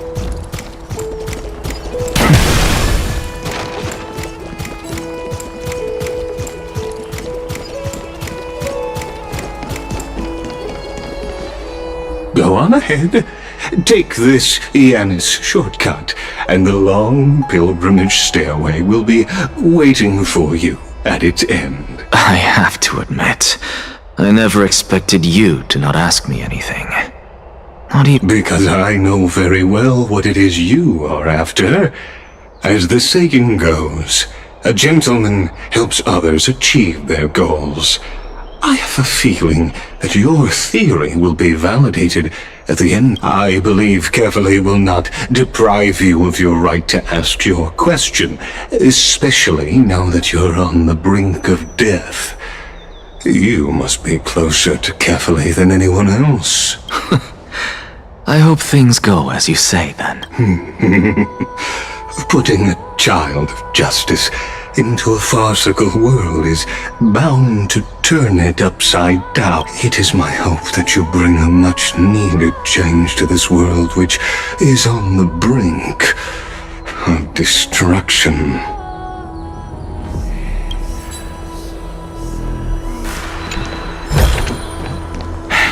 I suppose I can just ignore this.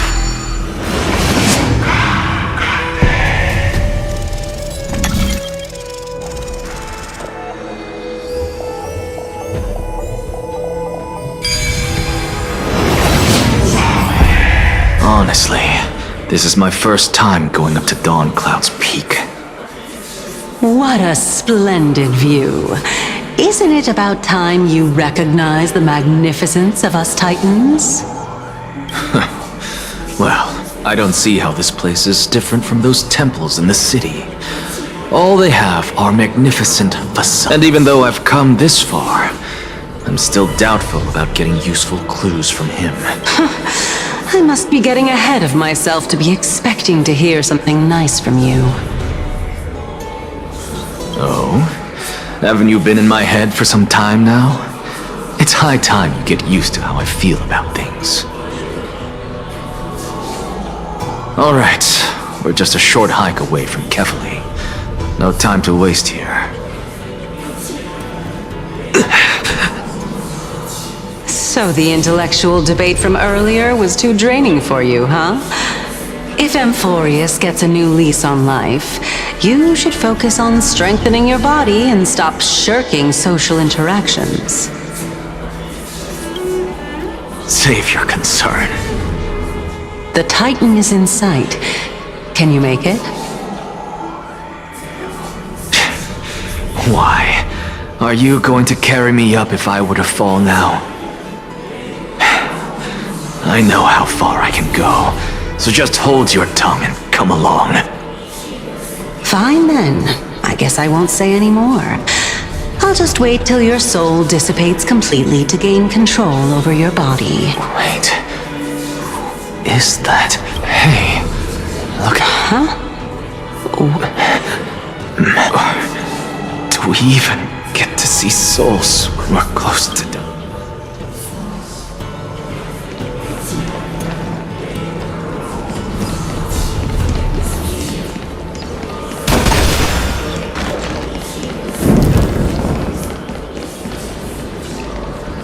Oh?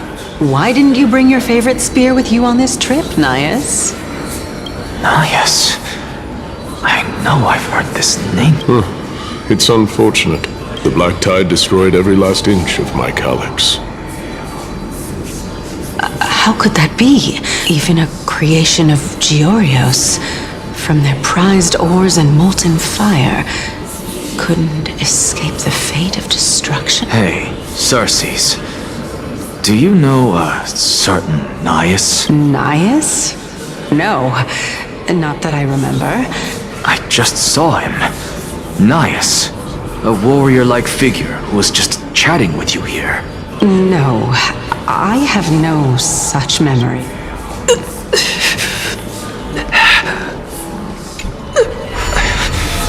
This is a departed spirit?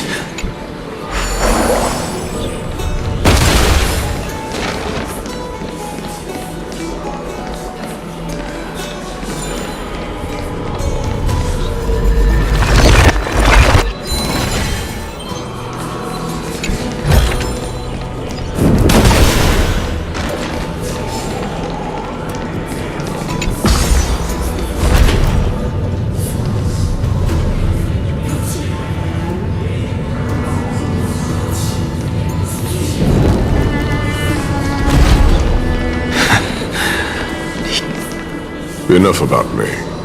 Did Kaos ever reply to you? Well, regrettably.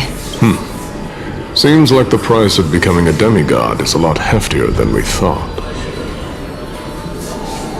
Kaos.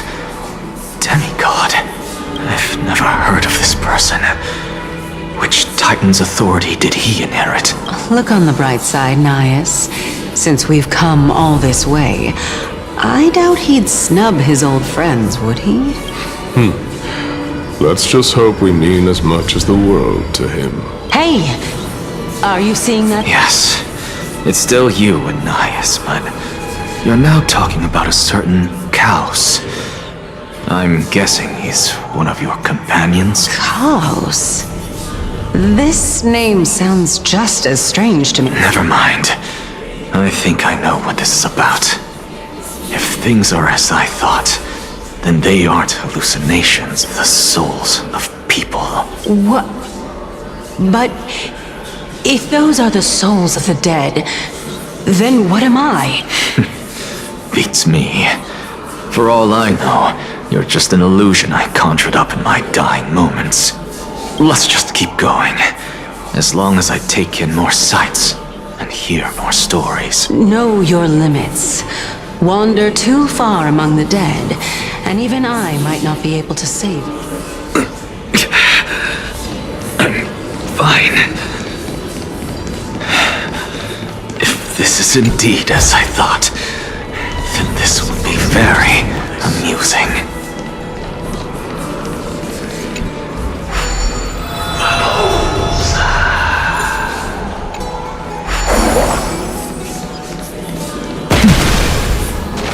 So...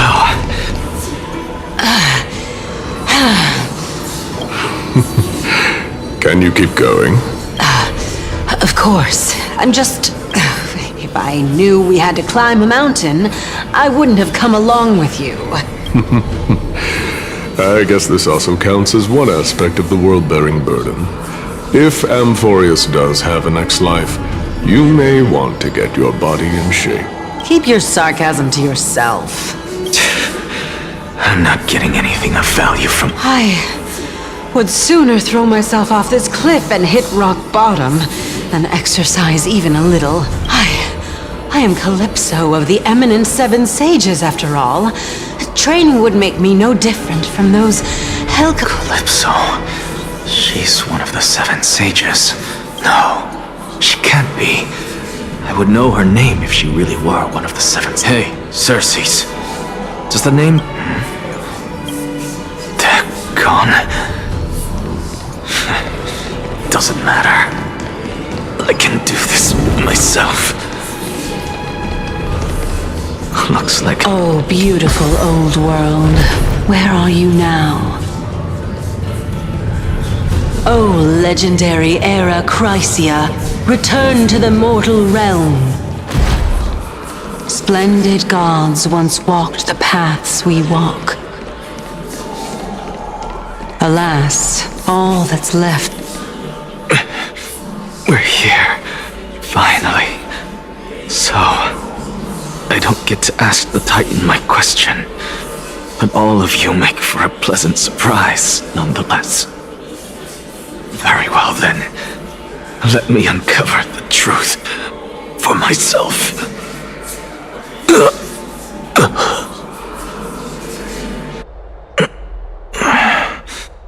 Did I still fail to make it in time? So... I'm back here again. This is... I can hear it. I hear it from the depths of the tides, behind the closed doors of the void world. A voice ready to tell me something. This time, the voice is a lot clearer than before.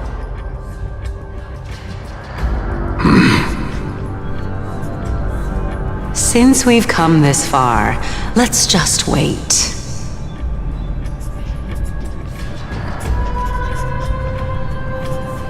Lord Nias and Miss Calypso, are you both here to visit Chaos too? Yes, and we've been waiting for quite some time now. Regrettably, he hasn't answered us. The worst-case scenario is that he's already been overwhelmed and crushed by the world-bearing burden. You're overthinking, Lord Nias. I can still sense Chaos' soul in the area. And besides, we both know Chaos' nature. A deliverer like him wouldn't fall so readily, much less give up on all that he holds dear. Isn't that so? Yes, I have faith in him. That reminds me. Why are you making this trip alone, Polixia? Oh, my sister needs more time to make sure the flowers are fine.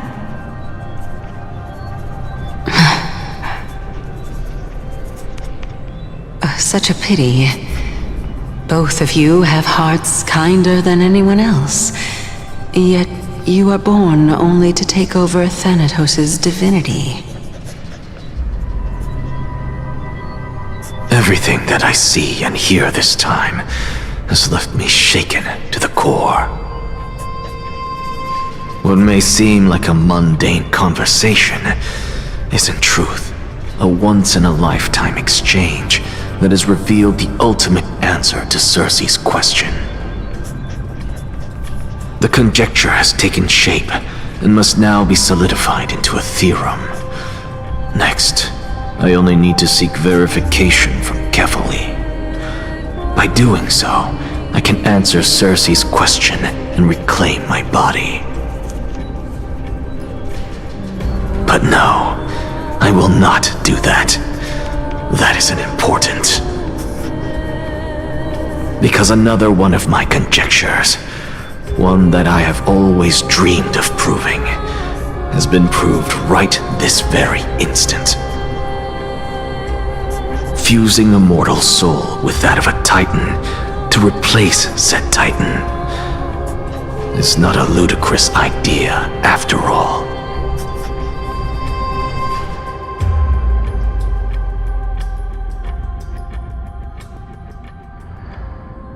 What are you thinking about?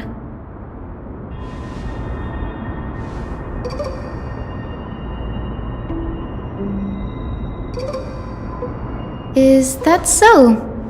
You don't look the slightest bit amazed, though. Plus, you seem to be strangely familiar with the city around the Great Tree.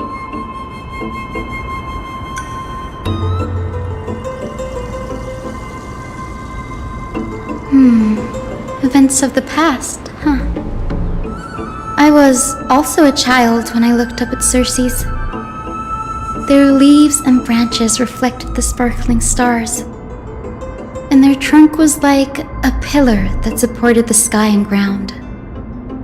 I stood at this very spot back then, imagining the day when I could climb to the top of this tree, because I would be the closest I can be to the sky at that spot.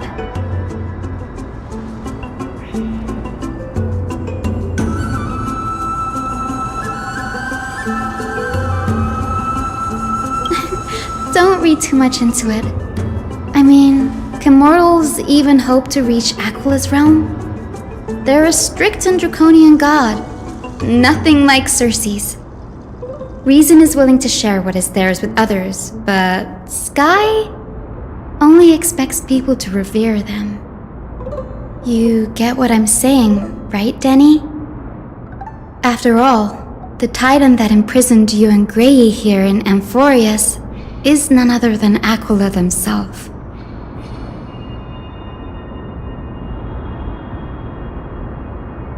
But there will always be people who dream of soaring towards the sky. The Grove has a wealth of research on Aquila, and that is exactly what we are here for. It's just, I never thought Grey would meet with something like that before we set off. As a physician, I should have been there by his side.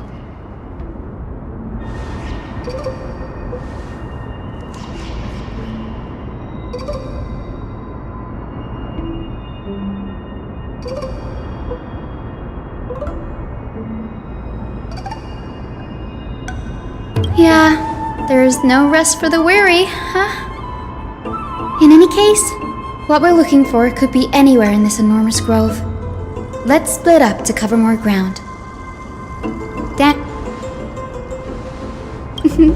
Have you forgotten that you're talking to the chief physician of the Twilight Courtyard? Have more faith in me. I'll be just fine.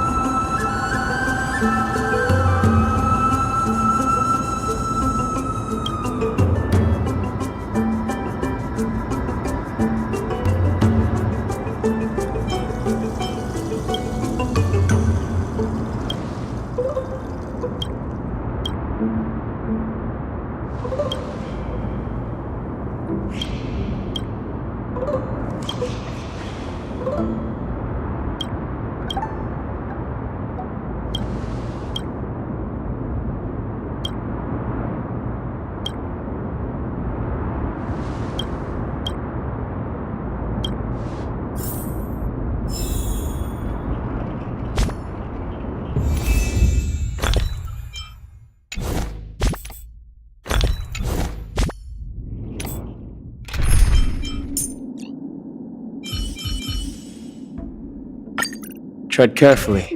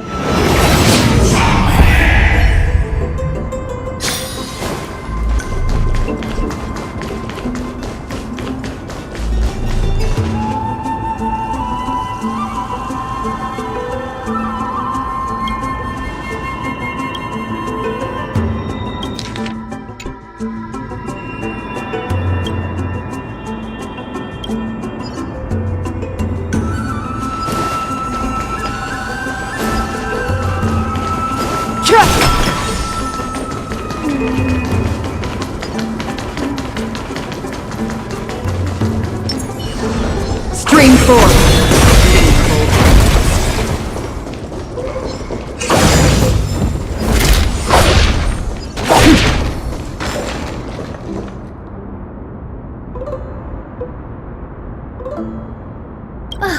Really now?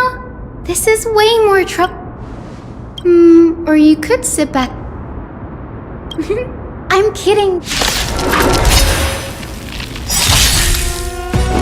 The dice have been cast. Bust. Or maybe I'll take it off.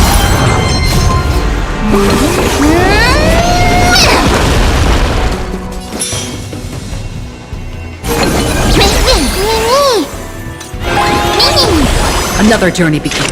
Destined for oblivion.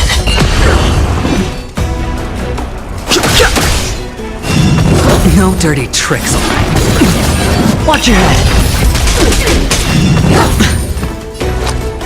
Spend freely. Fighting is meaningless.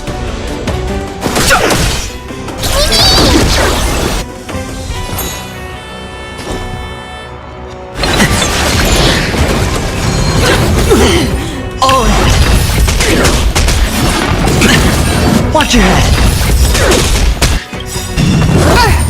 The dice have been cast. Bust. Or maybe I'll take it off. I weep for the departed. It too shall fall.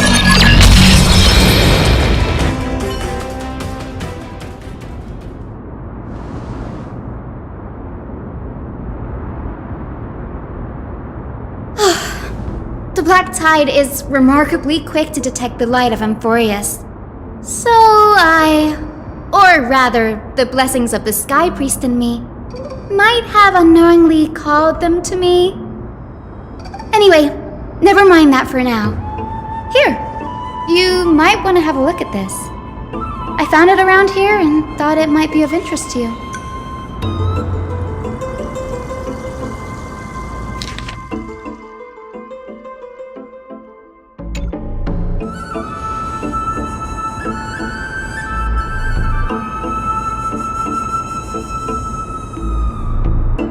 This is new.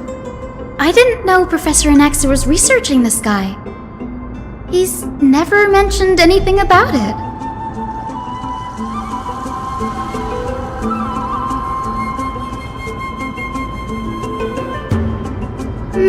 Might is an understatement. Anaxa has never been one to venerate the gods, nor has he ever found it within himself to put any faith in the prophecy.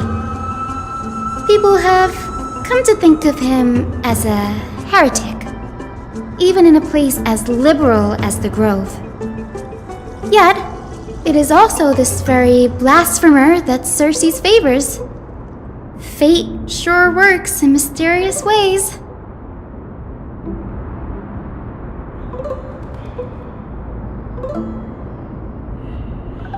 Oh, let me have a look.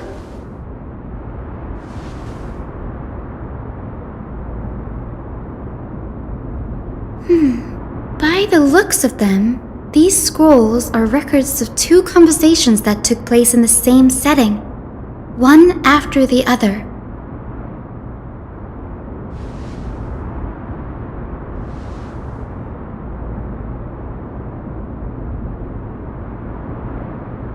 Sure, go ahead. The Grove of Epiphany is home to 7 schools of thought. While all 7 schools are founded on the ideologies of Thalesis, the first scholar, each is unique in its own way. Among them, the Venerationists revere and worship the Titans the most. As the sage of the Venerationists, Euthyphro has always been at loggerheads with Anaxa. If we were to place the 7 sages on the scales of Talanton, Anaxa and Euthyphro would be placed on opposite sides to achieve balance.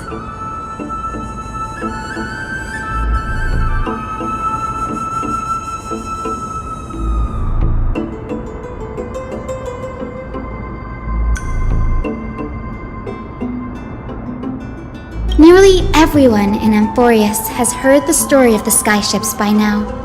Aquila's stature is loftier than the heavens, and their divine retribution is merciless. That's why it's no use building giant skyfaring ships. Oh, but I do wonder if a supercharged mini Treaty cannon could slip past their watch. Newsporus primarily study the application of alchemy in soul repair. Everyone considers Anaxa a blasphemer, but that has never stopped him from sharing his ideas, no matter how taboo. If you must say that he's hiding something, then it's likely. Anaxa often says that perhaps, to him, the crash of the skyship carries a different interpretation. The firmament is not impenetrable. On the contrary, it was precisely because the skyship represented the first step toward breaking free from the shackles of the earth that it provoked the wrath of the Sky Titan and brought divine punishment upon itself. It's a shame that the majority of the Grove's research on Aquila was headed by the Venerationists, with sacrificial rituals making up a predominant part of their findings. Discourse about more esoteric subject matters in relation to Aquila dwindled even further after the skyship incident.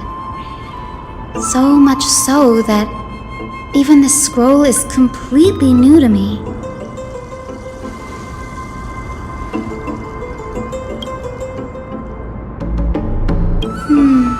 That's what I'd like to know. What are these experiments he's involved in? Even I, the assistant lecturer, know next to nothing about them. I have a bad feeling about this. Could there be more to what happened at the Grove?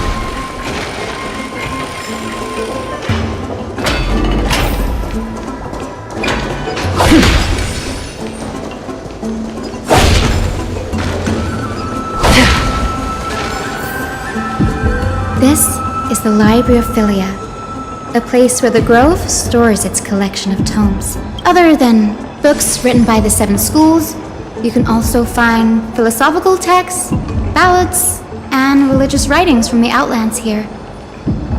Cities that desired to learn from the Grove were apparently expected to contribute knowledge of equal value to what they sought. We've had more than our fair share of hilarious episodes over the years. For instance, it's said that the Erythro-Keramists once borrowed a manuscript from a certain author, but ended up returning a copy instead of the original. What's more, the original manuscript was supposedly then hidden here.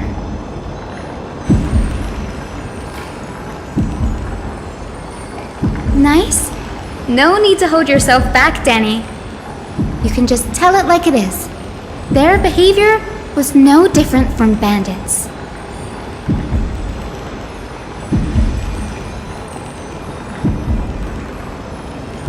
Whew. You've got me there. Some said you couldn't even find a dictionary in Castrum Kremnos, so I guess they were spared. There are too many books in the Library of Philia. Flipping through them all will take too long. Why don't we use the Biblioslate to search for the texts we need? We can bring them back to Akama for reading after that.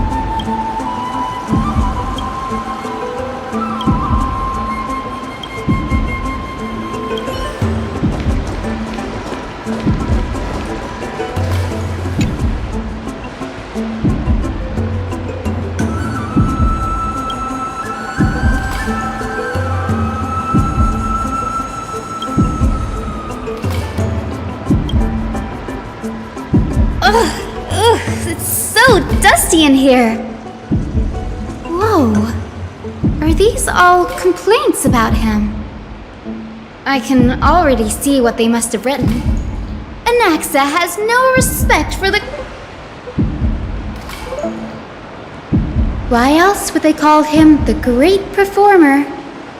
When Anaxa established his school of thought, the first thing he apparently did was read his own work to everyone. Are the Titans truly an accurate reflection of what humans think gods should be? Worlds created by gods are...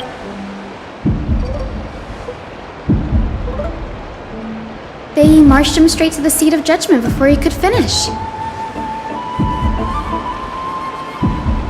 Though what he took on in the end was more of a debate than an actual trial.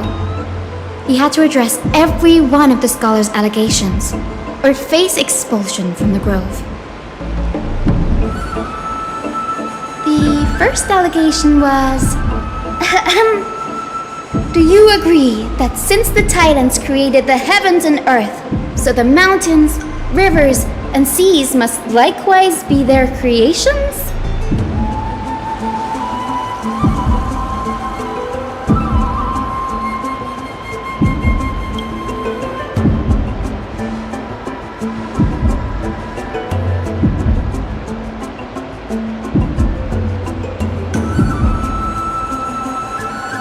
Anaxa would have probably been spared a lot of trouble if he had answered this way. Instead, he quoted past instances of the Flame Chase journey and posited that humans have the potential to take over the divinity of Titans. Needless to say, his critics didn't take kindly to his answer, so they followed up with a second allegation. You claim to be studying souls, yet you are, in fact, defiling them and committing acts condemned by the gods. Do you admit it?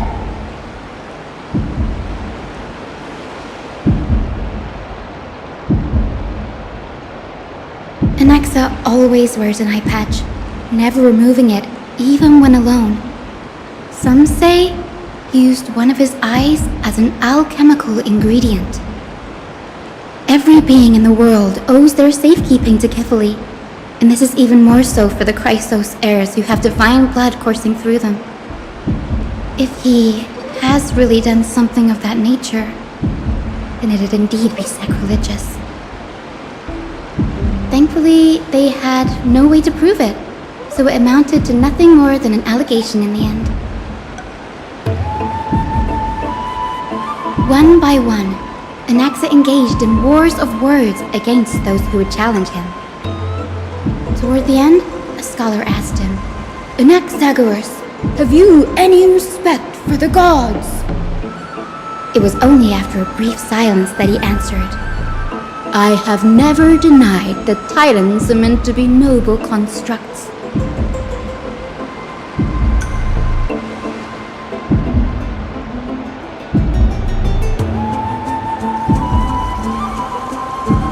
Yes, I'm not sure how that controversy was eventually resolved, but what's for certain at least is that Anaxa was allowed to stay in the grove where he continued his research.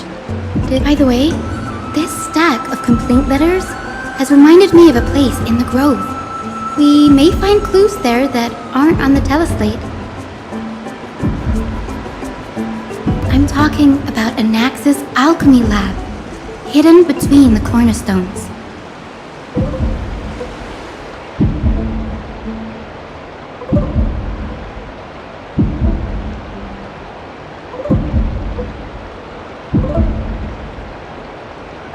It's a well-kept secret. Among the 7 sages, excluding the nominal chief sage, each has a private sanctuary where they can conduct research undisturbed in their free time. Even the administrators of the Library of Philia are restricted from accessing those places and documenting the sages' research. But with the grove in this state, I'm sure Anaxa won't be mad even if we sneak into the lab for a short while, right?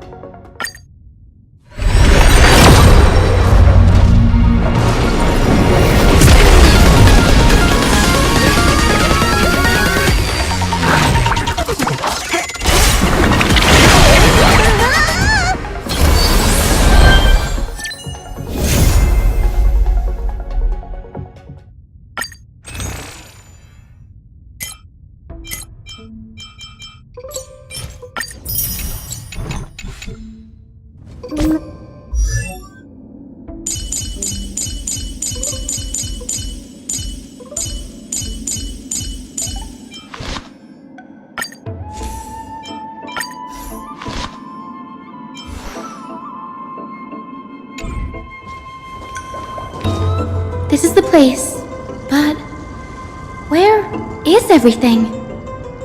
Materials for alchemical experiments, matrix diagrams, and even the seal to the lab. They're all gone. Did the black tide destroy it all?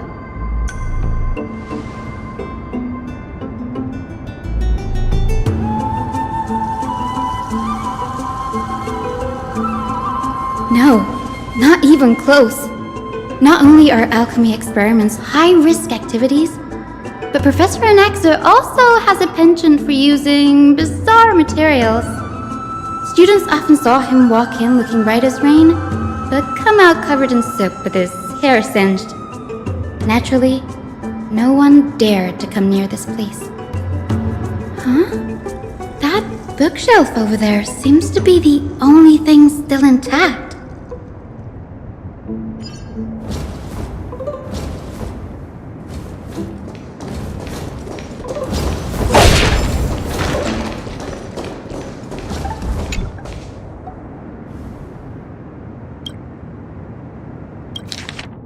What's going on? Anaxa is conducting research on our friends in Alchema, and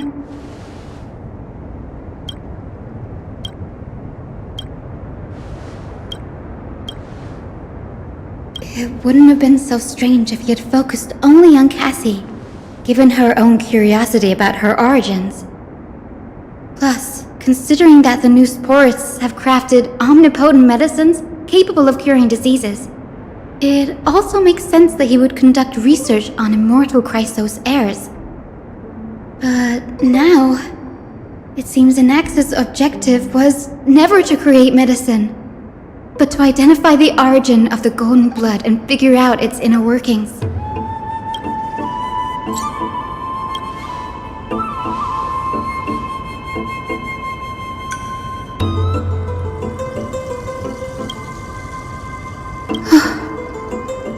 Danny, look at this. I have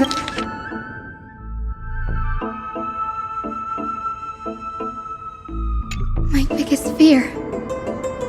It's come true. That Anaxa was carrying out experiments on Yes, this is what he was secretly conducting research on. Something he had to keep hidden from others. Compared to his public speeches, this is the real blasphemy.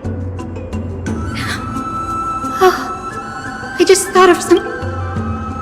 Do you remember when the black tide was... That's right. But what if Professor Anaxa's fusion with the core flame of reason wasn't... Put yourself in his shoes. Knowing that the black tide was closing in and your time was running out. Exactly. When the black tide came, the true reason Anaxa headed to the luminary throne was to transmute and fuse himself with the Titan's core flame. No. Judging from how he reacted after the event, the results came as a surprise. Maybe he failed to consider the possibility that Circes would make a similar decision. The manuscripts detailing all the alchemical formulae have been taken away. His research... Like, what? There's only one Titan left in the world now. No.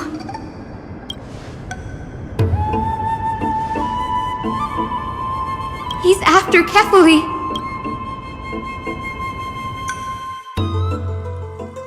Sir, this sky above us, it's not real, is it? Of course not.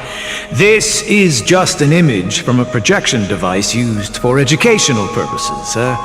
A simple trick. The day-night cycle has been lost to this world.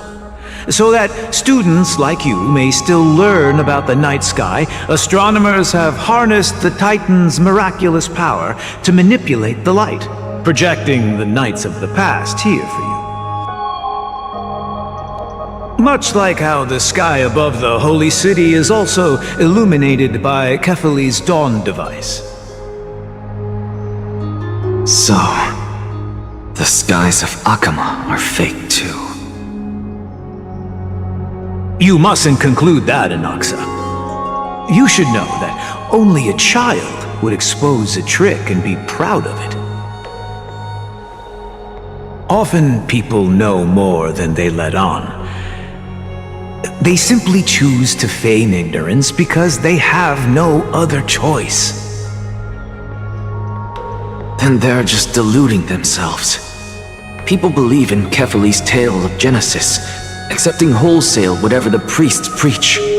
But we're different. We've already walked out of the firelit cave of ignorance. We have already realized that we live in a world where Titans make the rules. Even when we look at the sky, we're only seeing what they allow us to see. Rather than gazing at this mockery of a night sky fabricated by them for the rest of my life, why shouldn't I be the one to take control of the projection device instead? So much time has passed since you sowed the seeds of doubt in my heart, child. Many a night, I find myself penning down all my theories and wild ideas, only to burn them to ashes when I open my eyes in the day.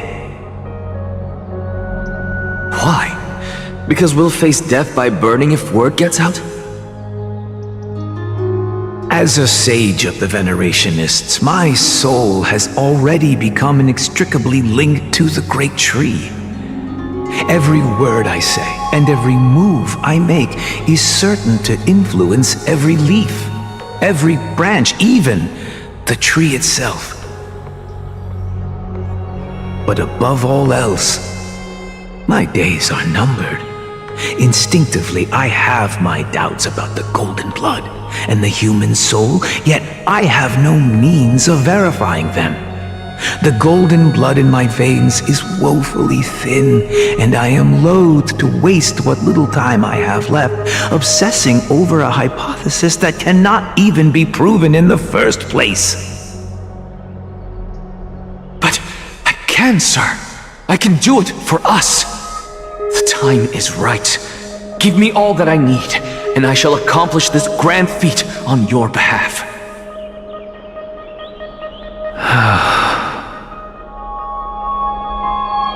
You're right. I shall do just that. In the next meeting of the sages, I will spare no efforts fighting for the rights you deserve. Go. Establish your own school of thought. Find out what we are. Become the one who conquers the ultimate truths of the world. Child of humanity. You didn't go to such lengths for an audience with Kefali. Just ask him a few questions, did you?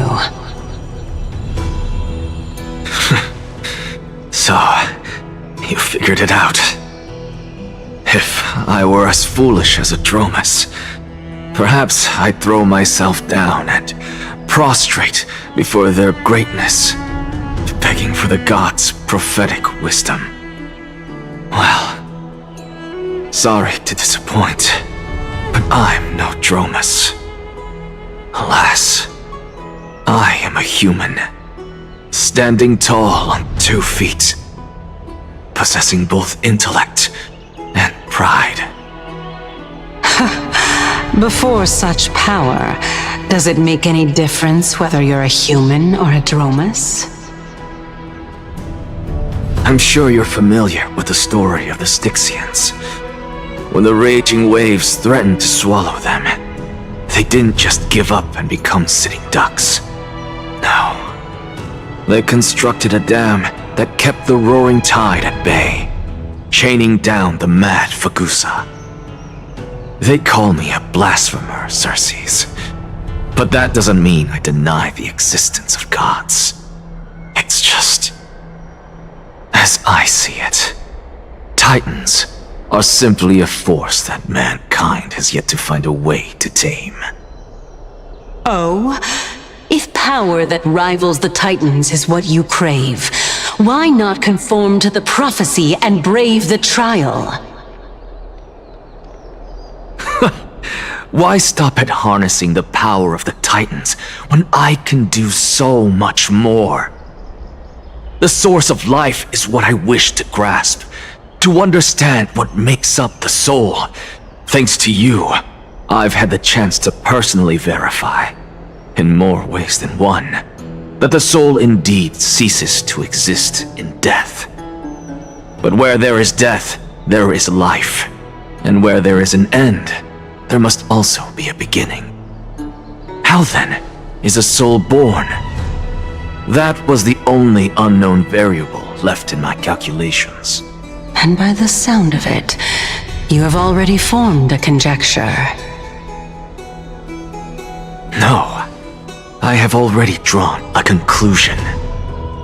In my journey unto death just now, I finally saw the answer with my own. Professor Anaxa, I'm here. His life hangs by a thread. I must ask you to refrain from taking any unnecessary steps. Of course. I'll bring this to a conclusive end and give you the answer you so desire. However, in accordance with the principle of equivalent exchange, I must also demand from you what I... As you wish. Don't you care to know what the price might be? It's a matter of uncovering the truth about the Death Titan and his survival. This may be the only time I can ever save someone's life. There is no need for me to think twice. I see. In that case... Indulge me. Am I correct to say that you intend to prove Thanatos' whereabouts and prove the nature of our existence now? Before I begin, I must confess I had been stuck in a cognitive trap all this time. As unrelated as these two propositions may seem at first glance, they are in fact logical equivalents. They are merely two different ways of telling us about what the soul is at its core. The reason I say this is as I've mentioned earlier. The answer was hidden in my journey unto death. Anaxa, you were in the Netherrealm? Yes, I am but a living dead man now, but that's not important. What truly matters is, I overheard a conversation between heroes. That's not all. Remember how I said you were a part of that conversation too, Xerxes? And I've told you that I have no recollection of such an event. That was likely just an illusion conjured up by the mind of a dying man.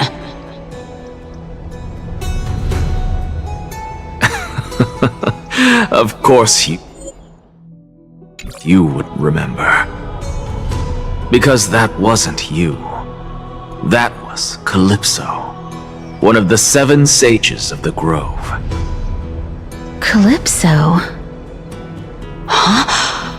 Oh, that's the name I made up on a whim when speaking to this girl. How do you know of it? And surely you jest. Don't you think I, of all people, would know if that were the name of one of the 7 sages under the shade of my tree? Don't you claim to know the Grove's past like the back of your hand? It seems you've lost even the memories seared into your soul. Use your head, Xerxes. Since all of this took place in the realm of the dead, it stands to reason their likenesses are of souls from the past. The living cannot step foot into that world. So who could they be? Think about Calypso. Why does she share your likeness? Yet you have no idea who she is.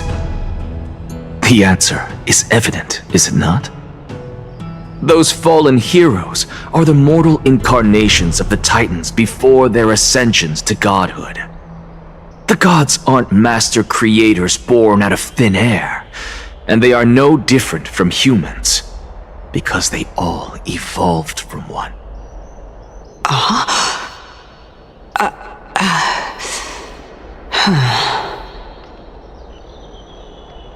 Does this answer disappoint you? Yes, because you've answered nothing. If I truly was once human, as you claim, then where do the children of humanity come from? Even on the off chance that you speak the truth, this brings us no closer to grasping Thanatos' whereabouts. How are we to find them? I knew you would say that. But it matters not. I know what I'm doing.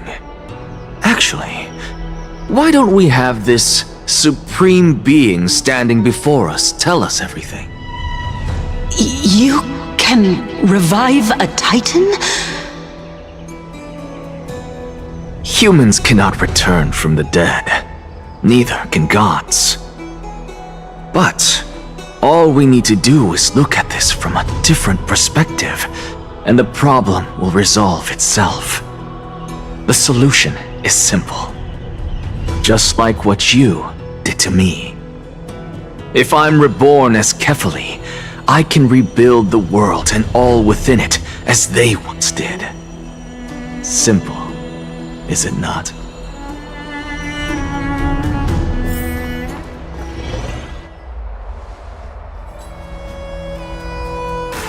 I have news from Hyacinth and Danhung. Anaxa might be trying to do something with Kefali's divine body. Kefali? But what could Anaxa want? Is the Council of Elders going to sit around and let such a sacrilegious act unfold? That is not possible. He is indeed the great performer, capable of fooling anyone and everyone with his tricks. I'm sorry. No need for guilt, for this is good news to us. The Council of Elders has found themselves a traitorous ally. Anaxa's ambitious desires will be something we can exploit.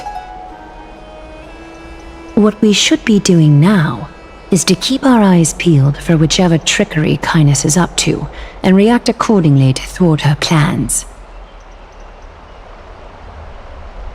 Being Akima's political center, the Demigod Council holds just as much significance as the Vortex of Genesis. Someday, after my duty is over, this site will take the place of the battlefield where you hunt gods, become the next challenge you ought to overcome. Till then, it's best to get used to this place as soon as possible.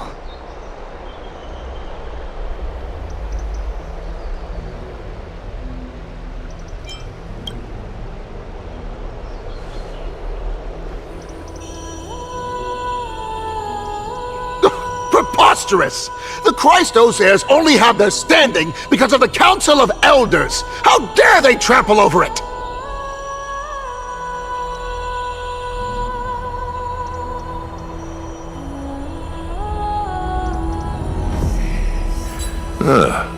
It's been a while.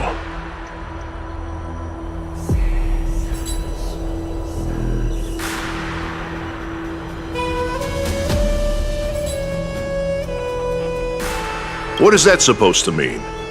Is this really the sort of person that the young lord praised as a ferocious warrior?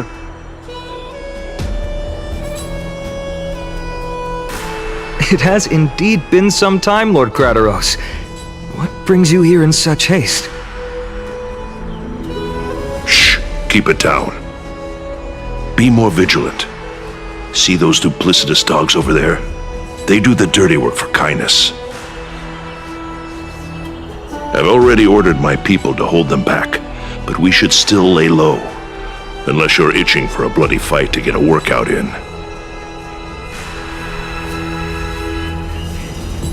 My bad. So, did something happen? Did you hear thunderclaps last night?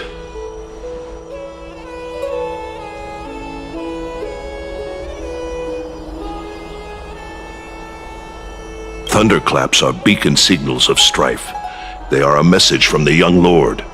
He threw a spear bearing several words at Akama. Watch out.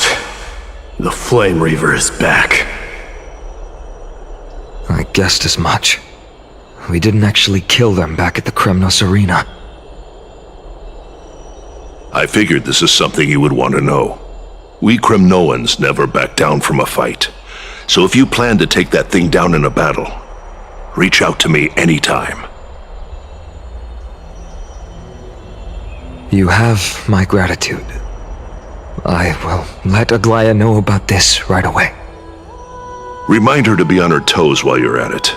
That vicious kindness has been unusually active lately. Those lackeys she keeps under cover have been going in and out of the city a lot more frequently these days. Some even seem to be getting Kremnoans to defect to the council. That's... Looks like you can... We should get back. Thank you for the intel, Lord Crateros.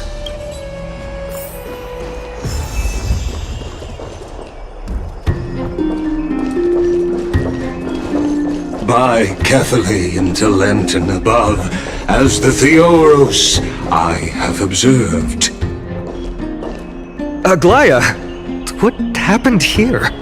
I know about the poisonous fangs of that king snake through the golden threads. In the past, I would be confident about keeping her in check, but I admit I am now unable to do so. What do you mean? It is no longer about eloquence or arguments. I have been a demigod for far too long that I hardly have any humanity left. Before I realized it, I have become no different from these hypocrites, no longer capable of relating to the people. This has come a lot sooner than I expected. But perhaps it is time.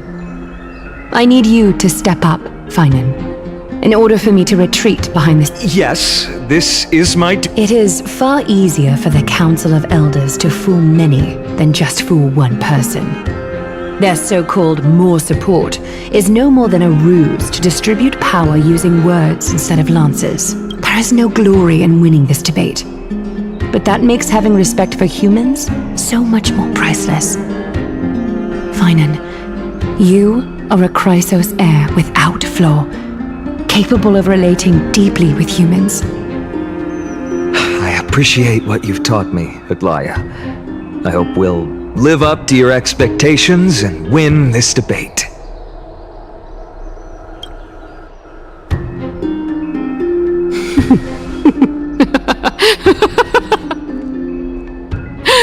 Oh, you've done well, Lord Calictus.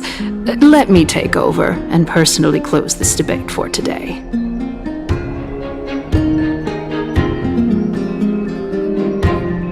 Dearest counselors, let it be known that I sorely miss the blissful times portrayed in lyrical poems. Back then, Amphorius was home to nearly 1,000 cities, each with their own local faith, while gods walked the earth and shared close bonds with humans. Yet, in the present, people from all over are forced to leave their homeland to seek refuge in the holy city where they hope to rest under Kephalli's protection. All of us have long been in the same boat with no way out of this plight. We didn't have a choice in the past, but now The Council of Elders brings to the table a new possibility. All I have left is one question for you. Would you rather strive toward the unheard of Era Nova, or return to the prosperous Era Chrysia of our past? Make your choice. Now, which of the two would lead mortals to an ideal future?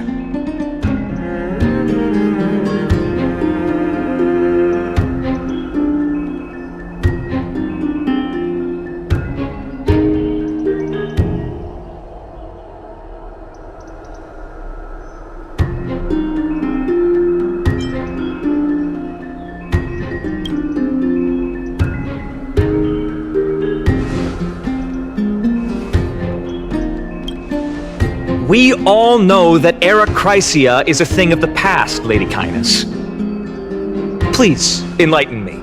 How does the Council of Elders plan to turn back time? Let the three Titans of Calamity be born, and Era Chrysia is nevermore. But bring demise to those Titans, and Era Chrysia will descend upon us again.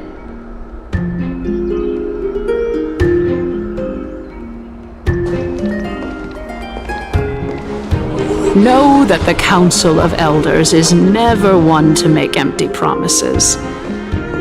Look at who we have on our side. Anaxagoras, one of the Grove's 7 sages, and Castorus, Idonia's goddess of death. With the help of these two heroes, I can promise all of you that Era... Aren't they Chrysos heirs? They're supporting the Count... It's clear from the start that these heroes do not get along well in their group. All the more proof that Aglaya is unfit to speak on behalf of every Chrysos heir. I am in favor of Era Chrysia. Era Chrysia! Era Chrysia!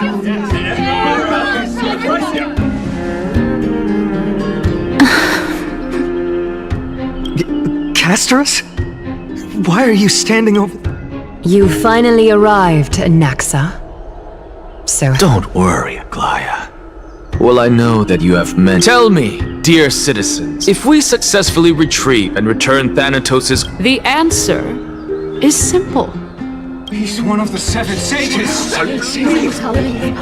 Your proposal is much too ideal. Remember what I previously said? Kefali's core flame is guarded by the secret power of the Council of Elders. Tell me, dear citizens, have any of...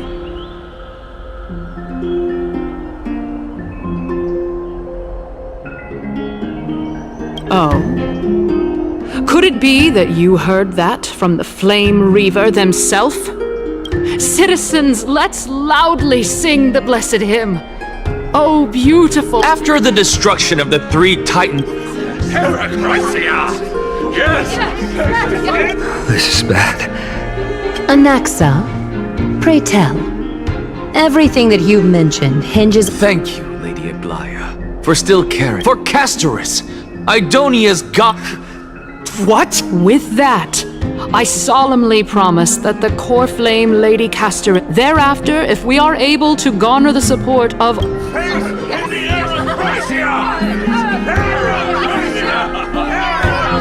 With the balance shattered, the result is clear. Akama has chosen her destiny.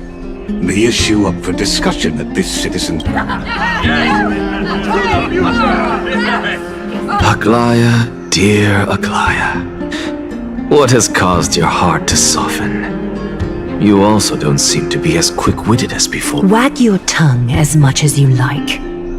Since the flame chase journey has been preordained by the prophecy, our failure has never been on the cards. Well then, I guess we'll find out if that's true at the Citizens' Assembly.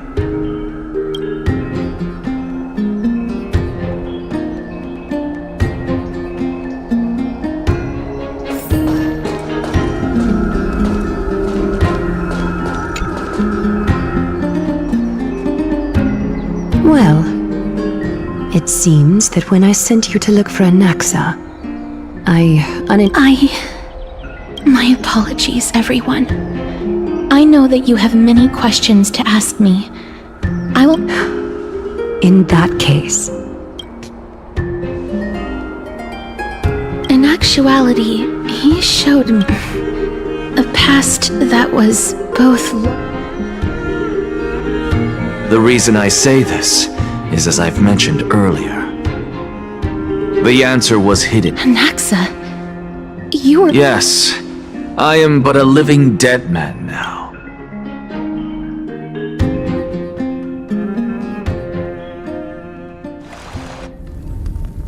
Have you heard of this tale? A tale about the ocean god's treasured pearl.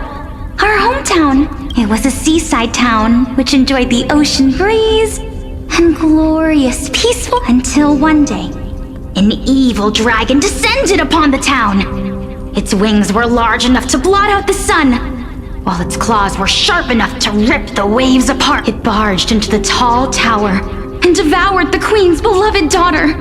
It even settled itself in her bedroom. Like a tyrant king, the queen assembled 300 warriors who managed to subdue the evil dragon by chaining it up. However, when the queen slit open the dragon's belly, she realized that the princess had long since been digested. It was then that a devious, smooth-talking scholar arrived at the palace and suggested that the princess could be revived through the use of dragon bone and dragon blood. That liar called this process the secret art of alchemy. The princess was reborn! The queen was overjoyed, blissfully unaware that the evil... Worse still, the souls of the deceased refused entry to the Netherrealm because they were filled with regret. Forced to roam the mortal realm, these resentful souls ultimately converged into a river of souls that would not retreat for a long time. The terrifying death had consumed all. Thereafter, our hometown fell into ruin as well. Until?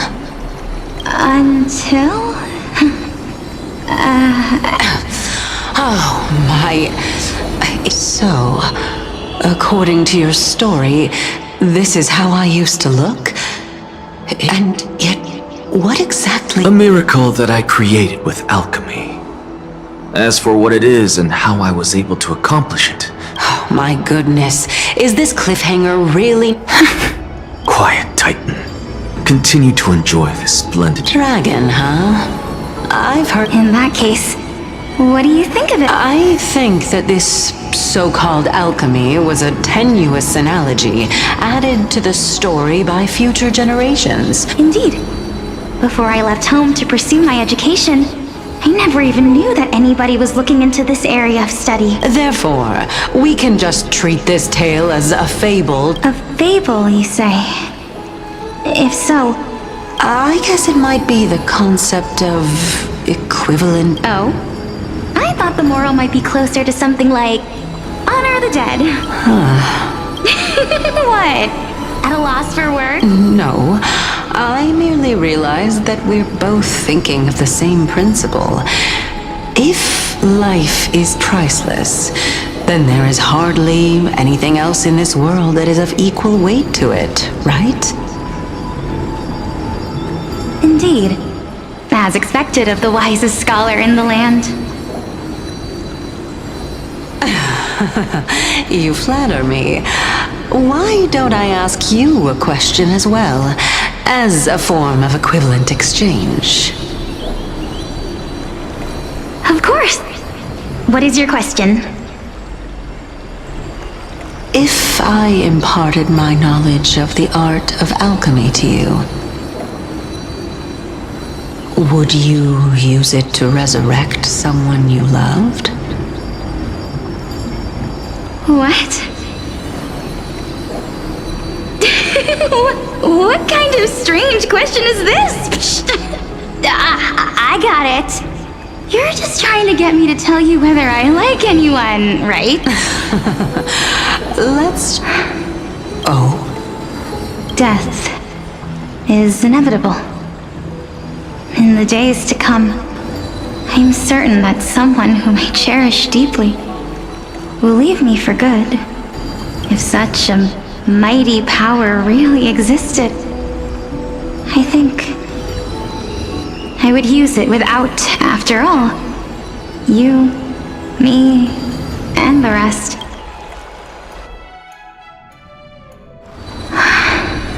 My time is finally here. You shall wither, and through that, the dead will... It is a pity that fate is such... Is there no other way of interpreting those words? I'm afraid that the meaning is clear. Between my sister and me, one must pay the price. I'm afraid that the prophecy... Fortune makes fools of us all. My sister is prepared to sacrifice herself. And yet, I can't do the same. How absurd. My time is almost up, but I'm still afraid to welcome death. What should we do? If I'm ultimately not able to make up my mind... Since Chaos is willing to guide all of us and leave this trial to the end, there is still plenty of time for you to ponder. That's right. Don't allow the fog of an uncertain future to cloud your mind. Trial, prophecy, the topics that they're but these three people must not have left their names in the epics. Otherwise, I would have some recollection of this. Amphorius' history before the Titans were born was complete chaos. Is that not strange by itself? I have long held 3 hypotheses about this. However, let's continue watching for now. Calypso, Polixia, and this warrior. I seem to have met him somewhere before. Regarding this matter, Nias, are you confident that you'll complete your trial? Of course. Though, I am worried about what will happen once I've emerged victorious.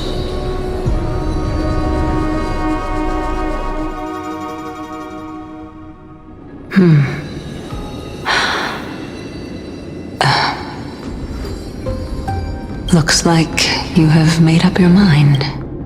Yes, this is the... Completely separating courage, honor, tenacity. You really know how to make things... Please, young lady, witness my fall and demise. I do not understand. Why would you dare to... Because this is our destiny.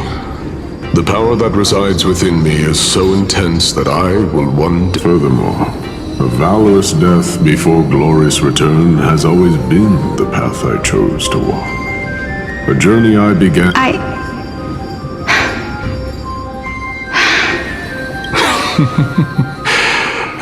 Let's chat, young lady. Perhaps since there's still time, I'm not worried about letting fate wait a little longer. Of course. This warrior is... Lord, has the embodiment of Nikador's divinity. He entrusted his life to us. That means that what I'm currently seeing before my eyes... Looks like one hypothesis of mine has already been proven true. If so, the chosen one of death that he speaks of... Polixia! Is the previous form of Thanatos? If this is true, as long as we can find out where she went. But before that, we first need to witness what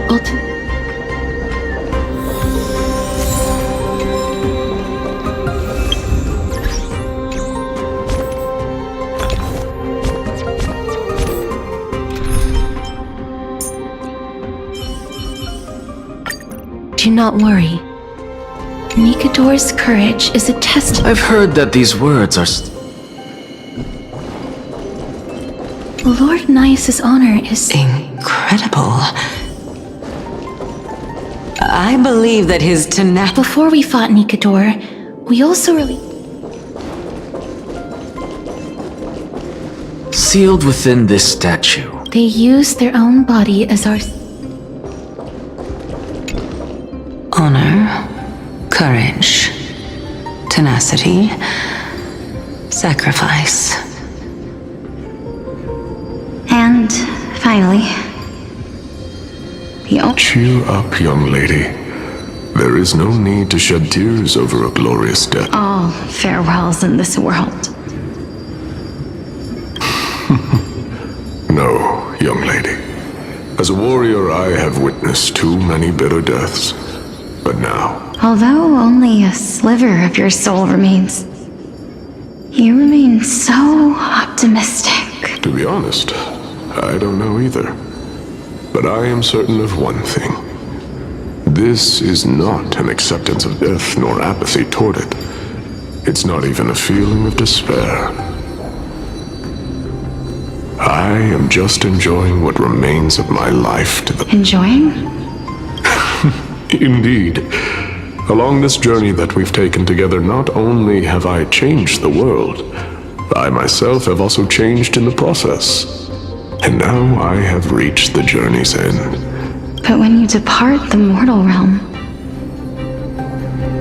separation and death are two sides of the same coin. Reconciling... Finally, let me recount to you a story of mine.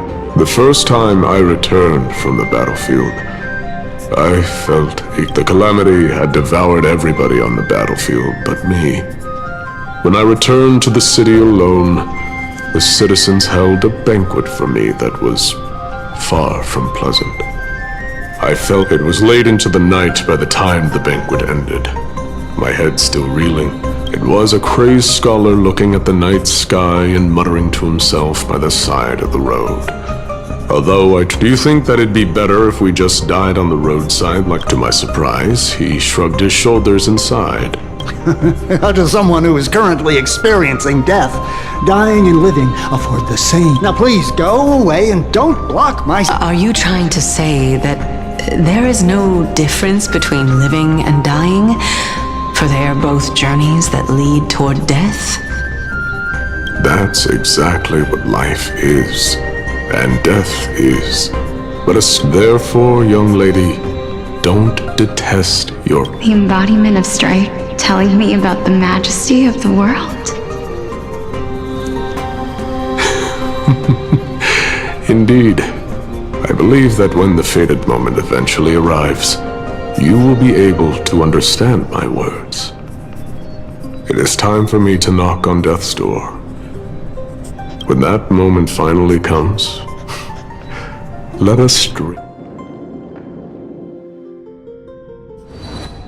I knew this day would eventually come.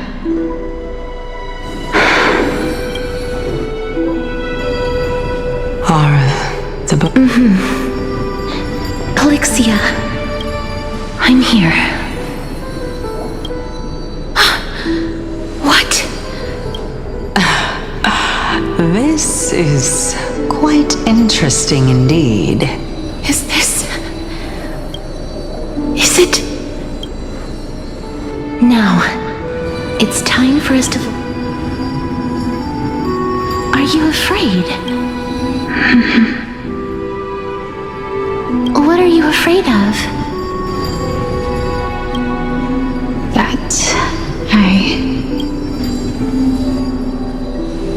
You shall wither, and through that, the dead will sprout again from remains, and be reborn with the dead flame.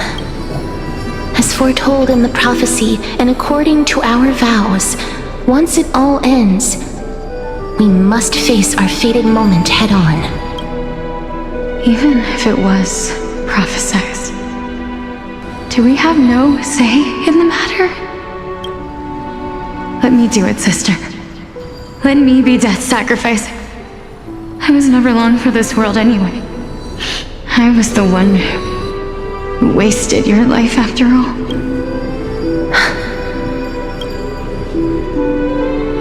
I don't think that my life was wasted. Just the opposite. When I finally arrived at this destination and looked back at the journey I took, I discovered that flowers had long since bloomed along the path. It was you who sowed the seeds for this sea of flowers. Besides, I have lived a fulfilling life. How could my memories of you ever compare to... Well then, what exactly are we?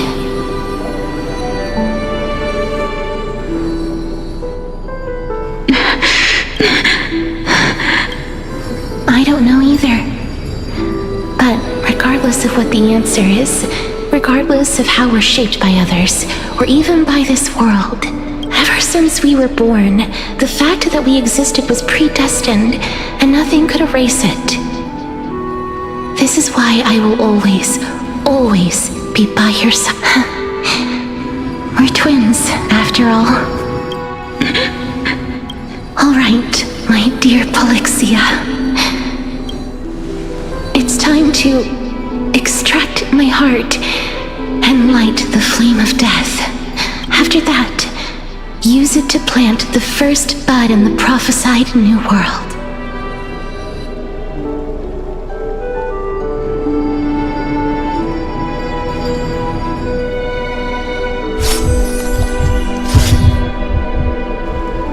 If I imparted my knowledge, would you use it to resurrect someone?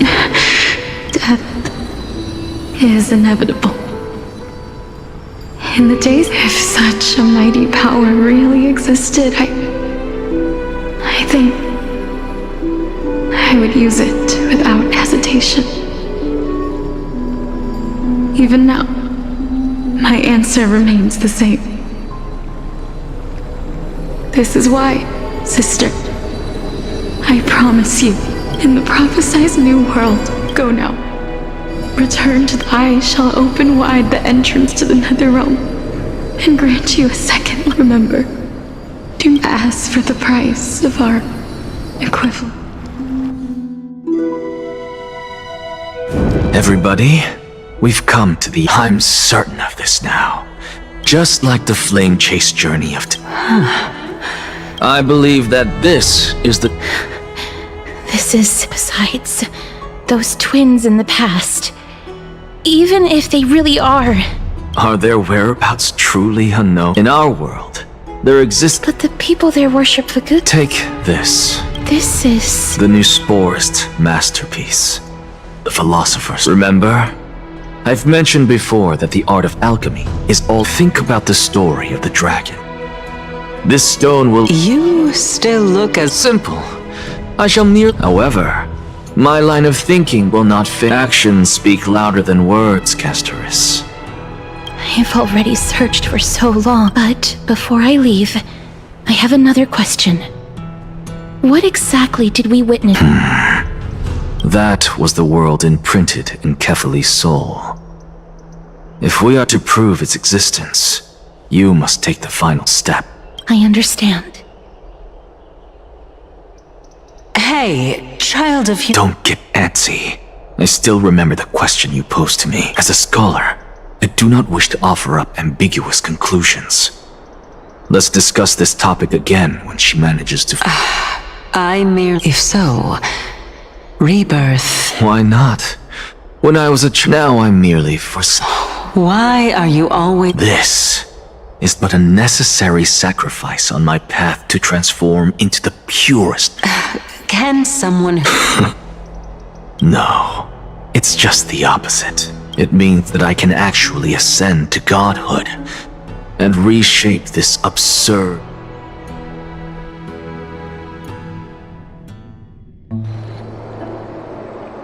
That's... a lot. Lady Aglaia, please. You know that the core flame of death has always been the greatest unknown regarding the air. Professor Anaxa, but I know this runs honestly. It's difficult for me to assess the pros and cons in this decision. But someone must... The Titan could be very near. I cannot let this chance slip by. Well said. You already had every a world without death. Do you... If fate dictates that my path must oppose yours, I will do all I... Lord Mighty showed me that without taking the first step, all talk of what...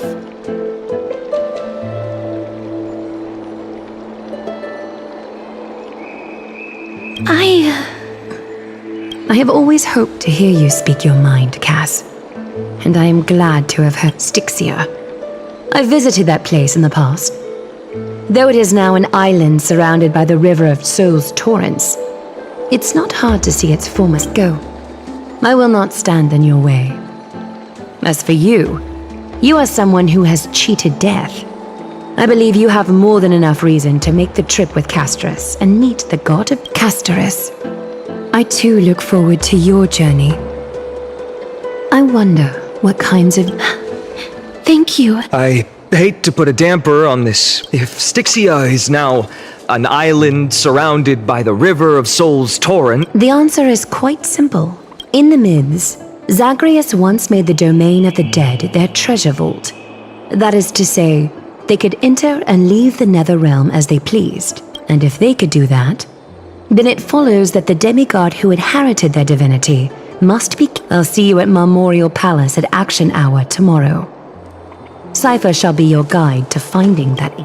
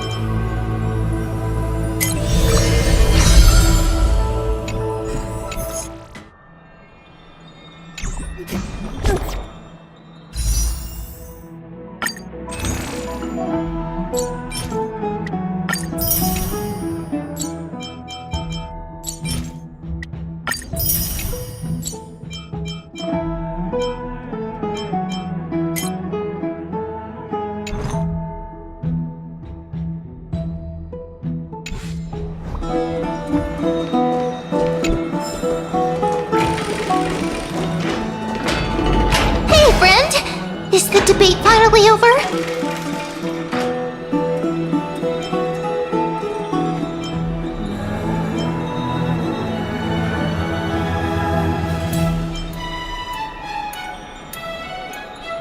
What a glorious defeat! You sure know how to look on the bright side. Well, moving on. I was hard at work even while you were at the... I borrowed a mountain of books from Cass to see if I could find a way to solve your problem. Let's see. Only 32 books to... Really? Oh, that's fantastic news. I knew it. Hard work always pays off. I feel like a huge burden has finally been... Why am I... Oh, you're right. Then I'll go back to...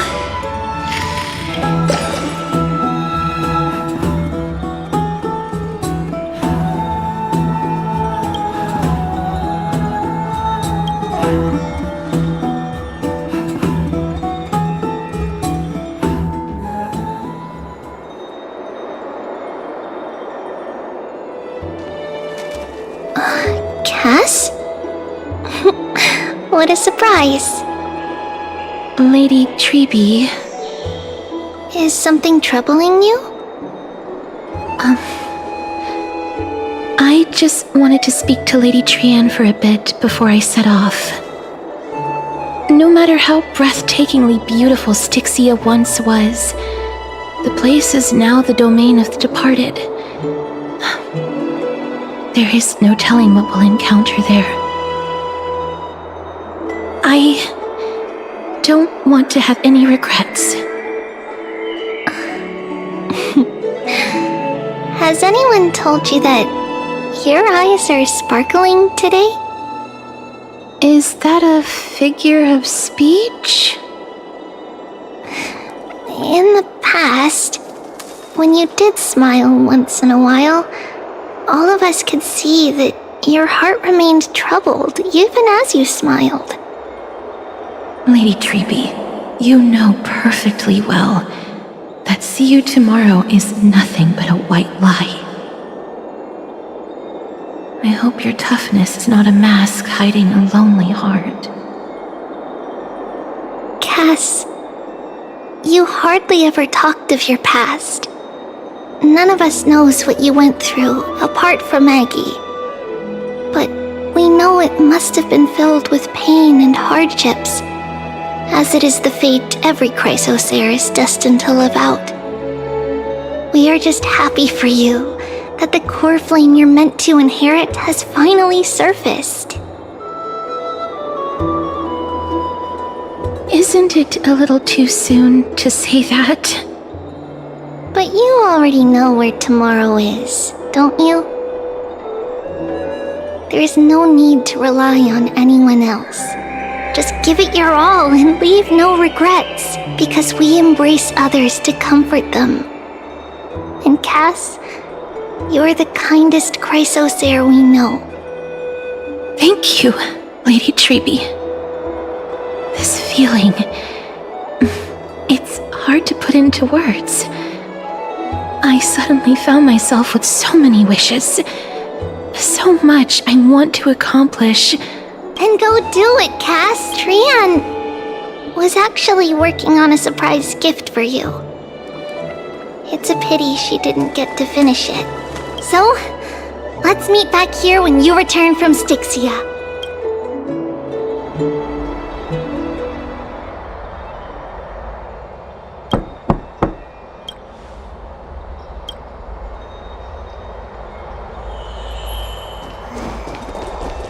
It's me.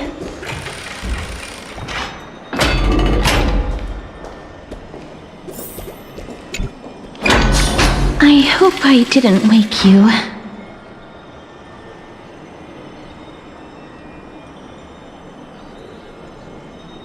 Huh? No. I'm here because of private matters, actually. If it isn't too much to ask, aren't you going to ask me? It isn't a long way from here, shall we? I'd love to go in. Have you heard? Seems like all the rooms are full.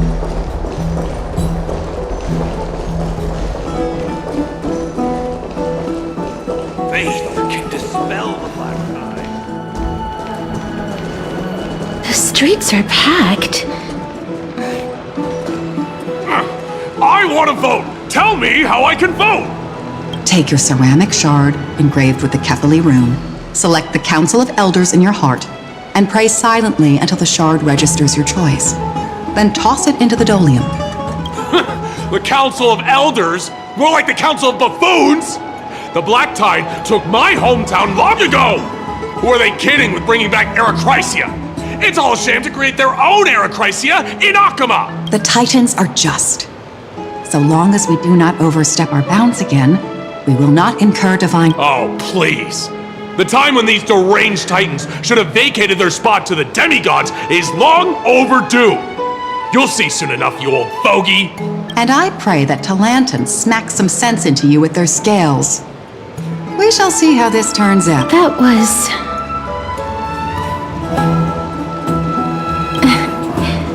I suppose peaceful is technically correct if no actual violence had to this day. This peaceful sight is...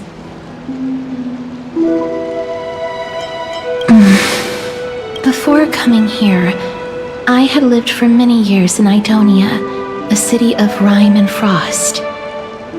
The people there were devotees of Thanatos, and were well known for their unique burial rites and traditions. Traditions that I played a major role in.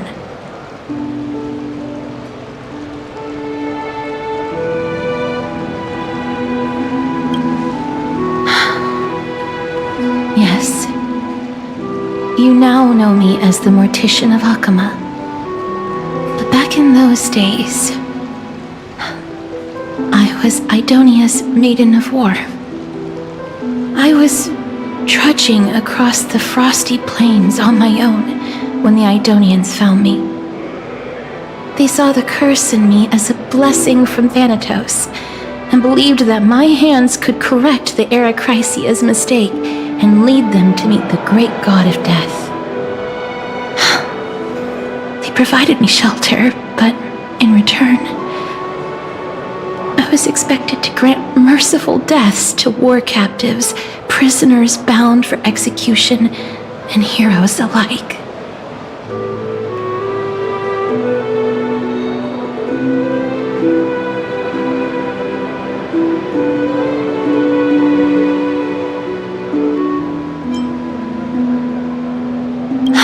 Yes. No matter how kind or cruel the means, nothing can change the essence of death. Taking away someone's life is never worthy of religious worship.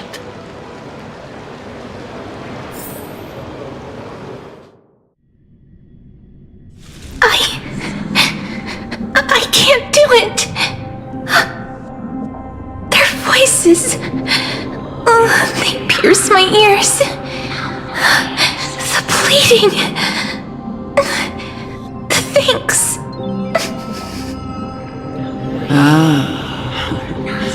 I know that feeling, child. I was once as lost as you are now. But you must respect those walking towards death, just like how you should respect yourself as the Holy Maiden granting humans glory and liberation. What you're asking me to do is no better than the task of an executioner, and yet you want me to respect myself. No matter the titles, I am still taking away human lives. This won't be the first time that Idonia's fanatical nether warriors have faced death. On the contrary, recruits new to the battlefield often run away from their first fight. Death is the mightiest and gravest power in this world. The fact that you can wield it means you are deserving of respect. That's such a twisted reason. Then let me tell you a story. In Idonia, the great swords commonly used by executioners are called Draconian, in memory of Drakon, an elderly executioner. The sword has 3 air holes along its body. If the sword is swung down swiftly and accurately, the holes would make no sound, and the executed would also depart this world quickly and painlessly. But should the executioner have any hesitation, the holes would produce a piercing whistle. On that cue, the screams of the executed are sure to follow. Every executioner after Drakon is to hone their sword skills every day in preparation of future executions. Every swing of their blade must be more resolute than the last, for failing to do so will bring pain. Pain for the dying, as well as pain for themselves. I can never get used to this. You misunderstand, child. I am not telling you to get used to it. I'm asking you to consider the source of the dead's suffering and use that knowledge to fortify your future touches with more and more determination. Go, walk with the dead and love them as you love life. Then you'll no longer hear those noises.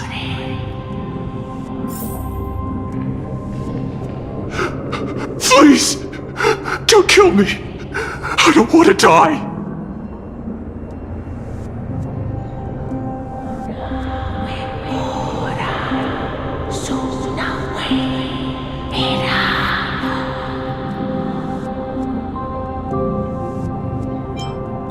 This is your duty. Remember, consider the source of the dead's suffering, then give them the respect they deserve. Thank you. I beg you, don't listen to her.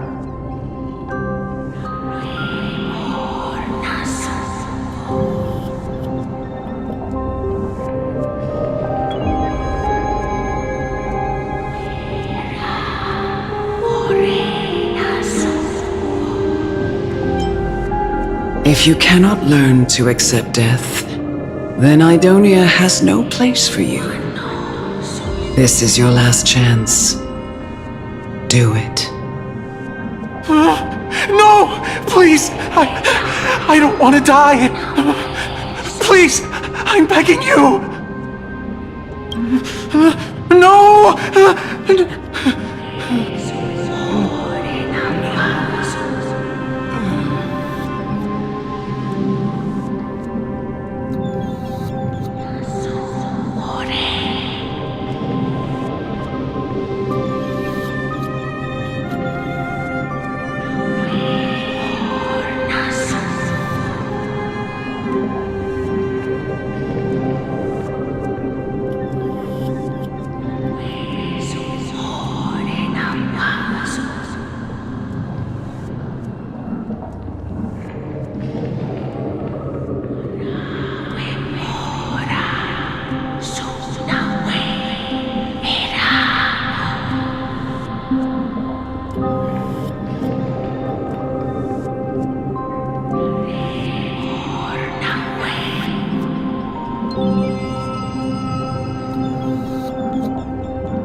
May you gain some insights through his sacrifice.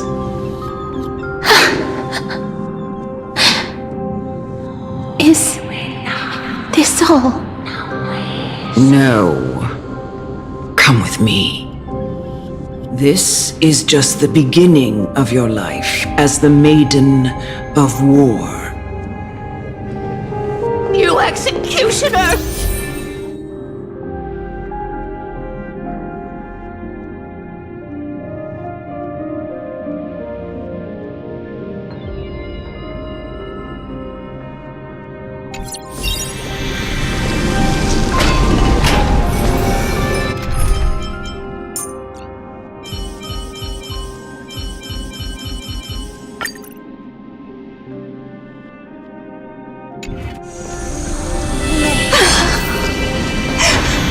Holy Nick!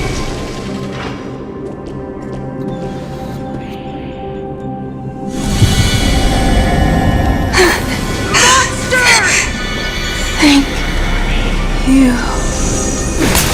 Do it then, executioner. You heard him.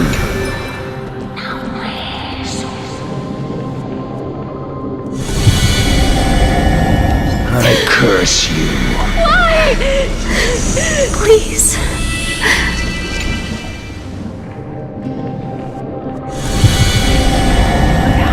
When will this ever end? You murderer!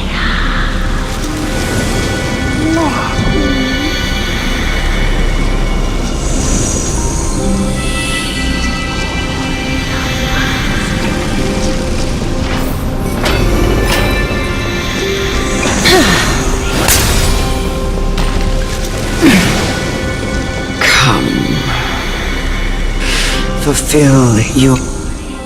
What are you trying to do with me? I have aged. The time has come for me to heed the summons of Thanatos and journey to their domain. The final resting place of every Idonian. You're not that old yet.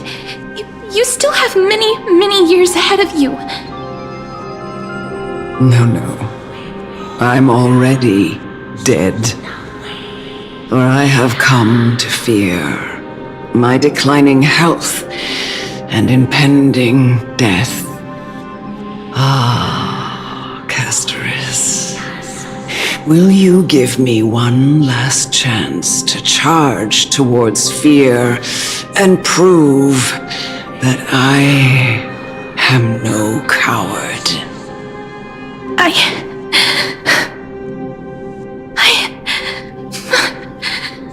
can't take this anymore! Child, it was I who brought you here from the frosty plains and set your farcical fate in motion. It was also I, Chief Executioner of Idonia, who forced the heavy duty of executing others onto you. I've always known that you have doubts and even anger about my faith and about me. I never had a choice. Indeed. We essentially abducted you.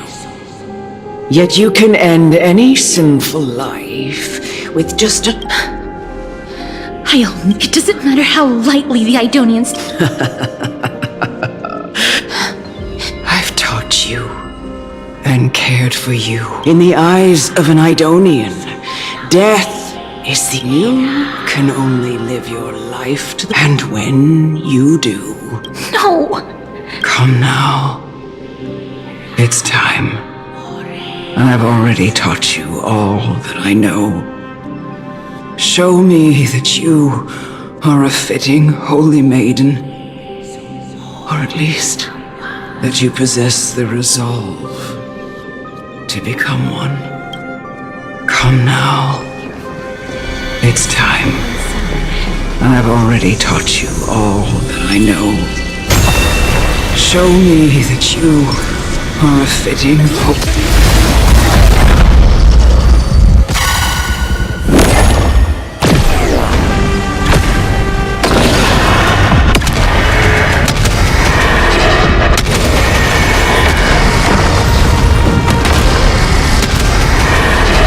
May death protect us!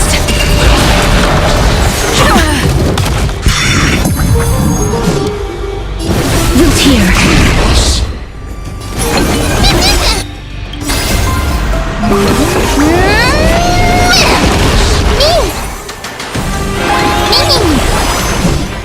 As you wish. Free will, or was it destiny for oblivion? Hedge your bets. Spend freely.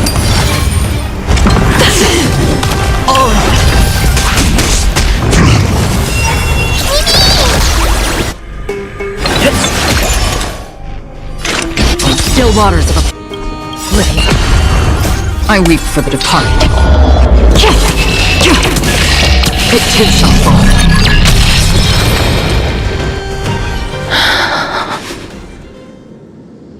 This was the last time I followed her command.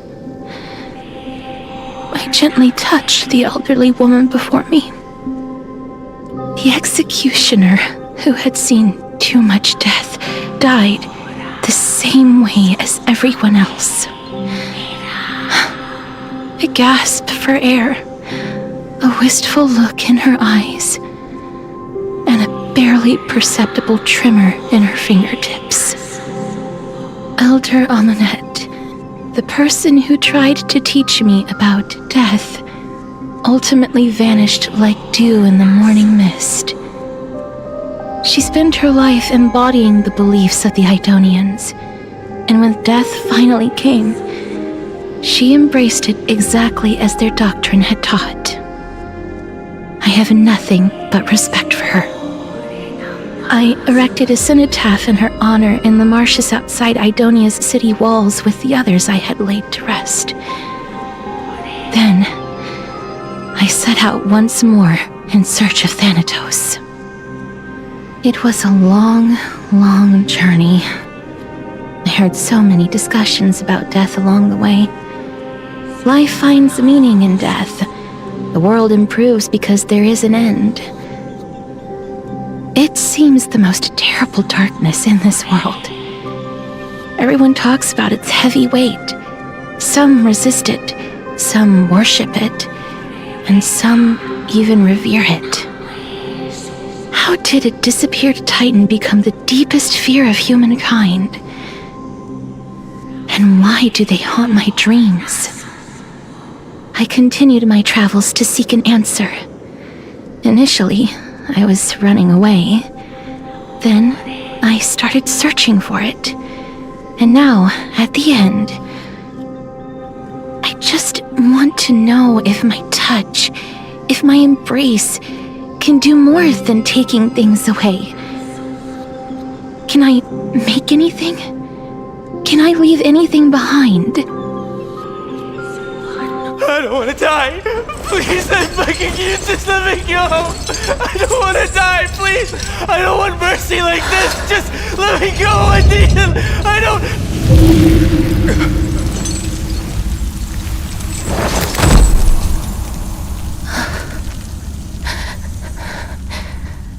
I hate these icy hands.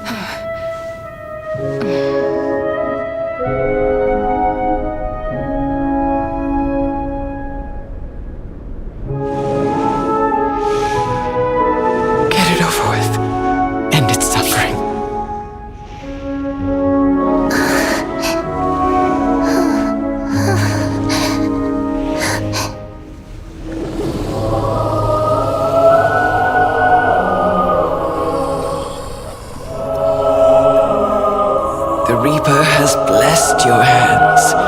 Only you can grant them peace.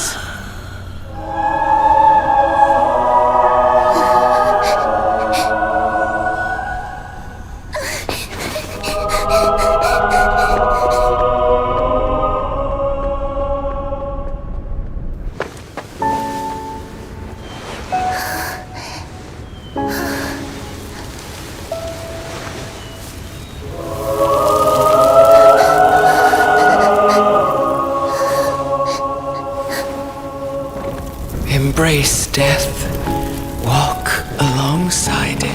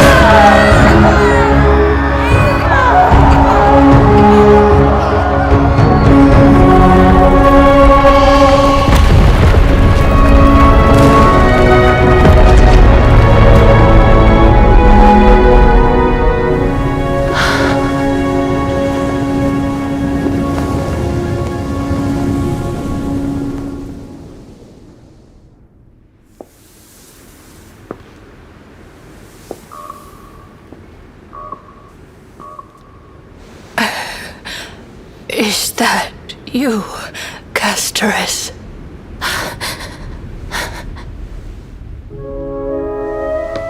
All of them have gone, heeding death's summon, crossing into their domain.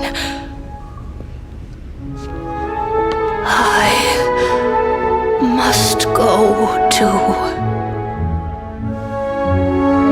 I don't fear it, just I have some regrets. Watching people leave this world again and again, it must be lonely for you. You must want to desperately embrace them before they go. I can't. These hands, they're too cold.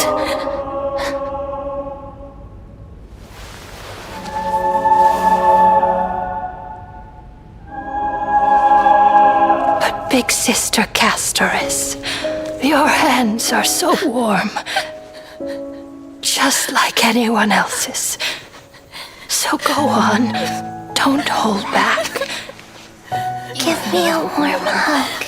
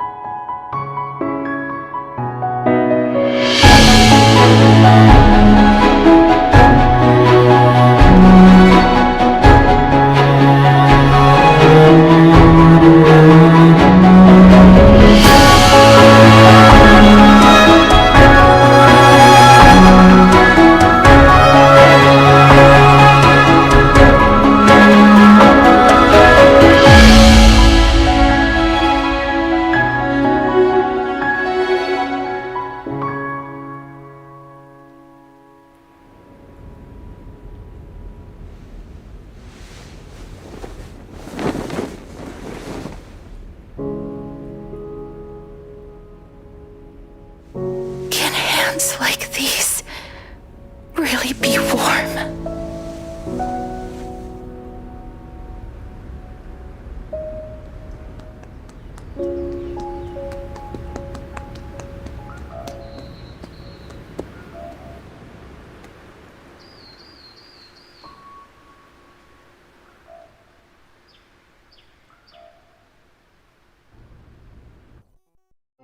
On the day that Orynyx's trial ended, you must have had many questions.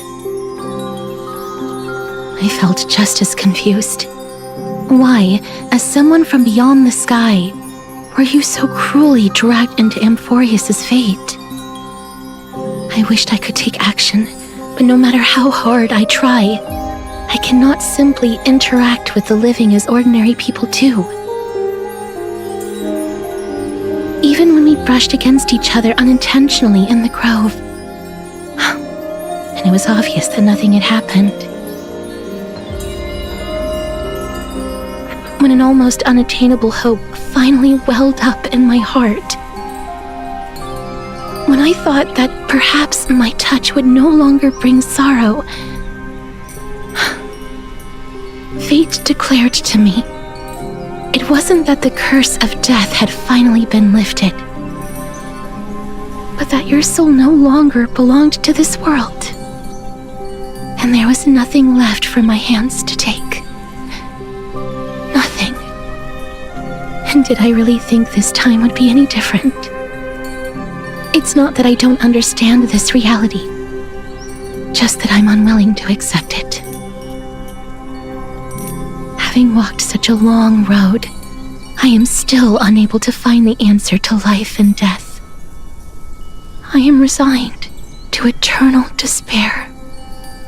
Anything I wish to hold on to, death will inevitably wrest from my grasp. From that moment on, I lacked the courage to confirm it again. Until Orynyx laid bare the cruel truth before us.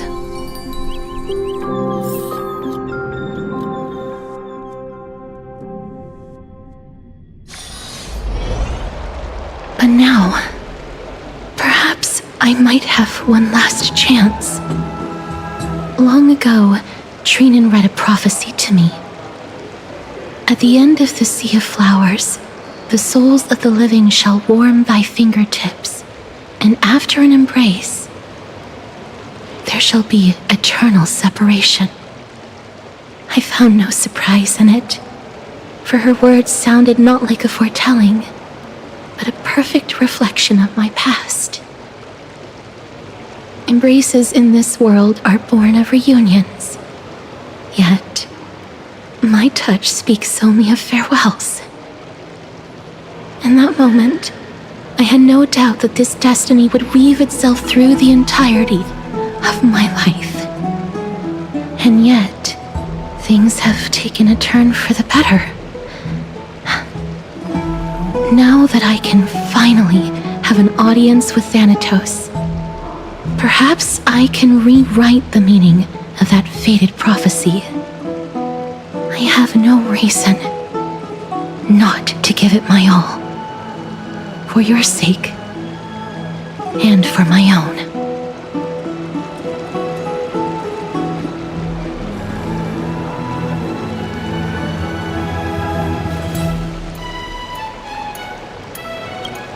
With that, I won't have any regrets.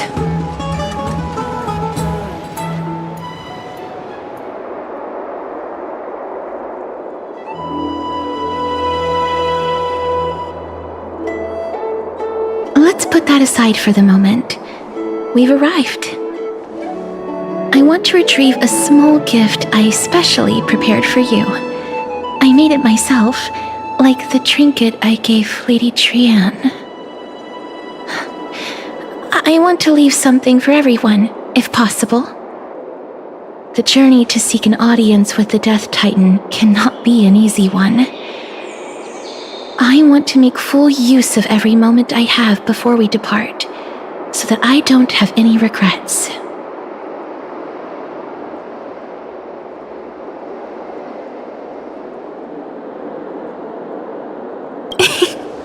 No, it isn't. You'll know when you see it. Look, it's right there. Huh? Where did it go?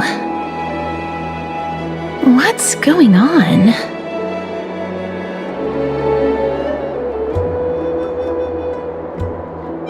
Just some handcrafted trinkets. Things that shouldn't catch the eye of thieves anyways. What's this?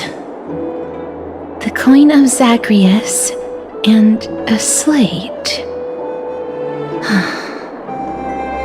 So it's her.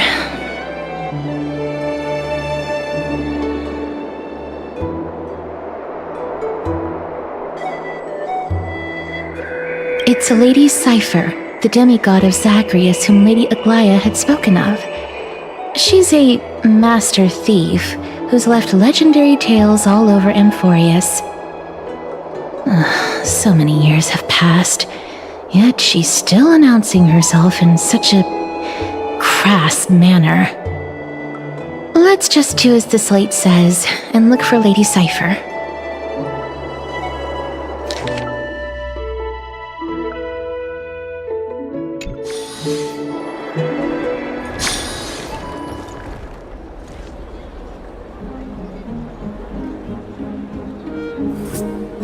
Look, it's right there.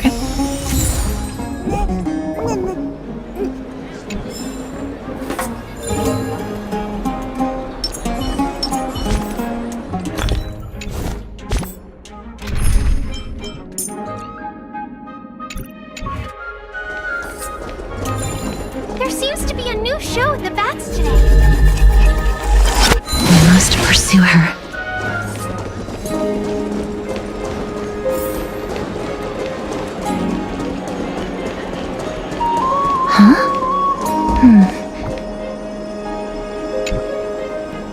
This is a trick she left for us.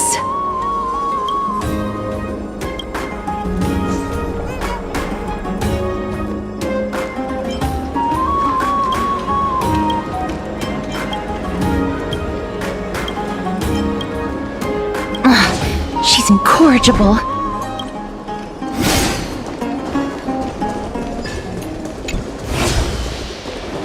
This is how it should be.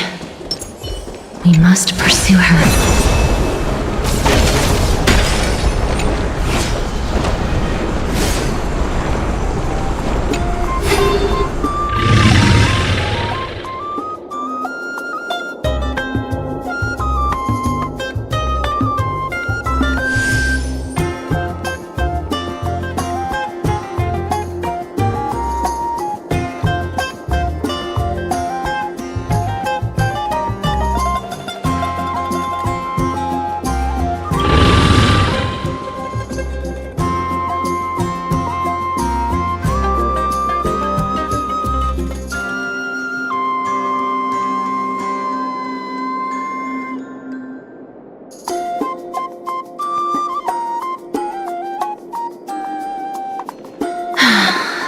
Lady Cypher, please come on out.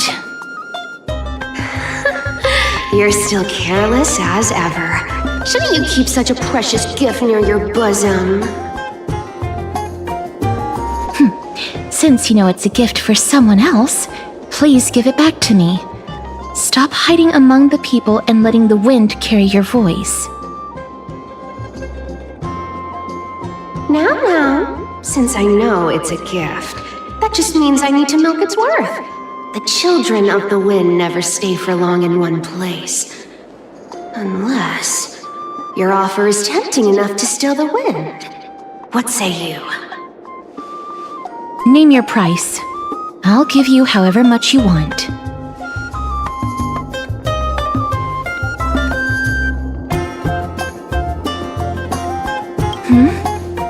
What's wrong?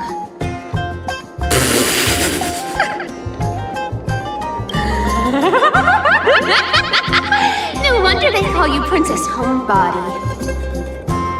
Why don't you two come over to my place? It'll make a better venue for proper business discussions. You can find where I live through the winds I've sown. Right. Piece of cake. I can do that even if I can only sense your soul.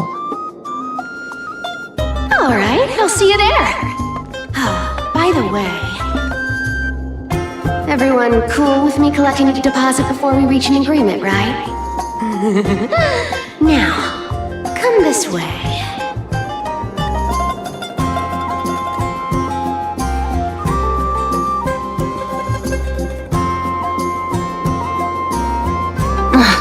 She's incorrigible. Follow me.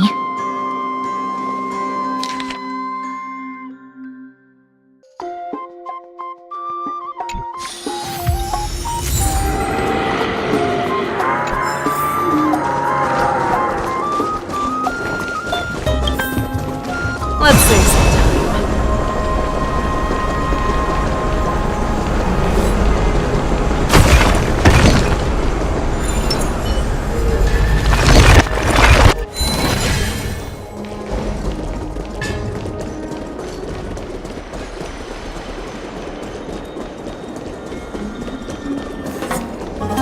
It's about time you do some exercise.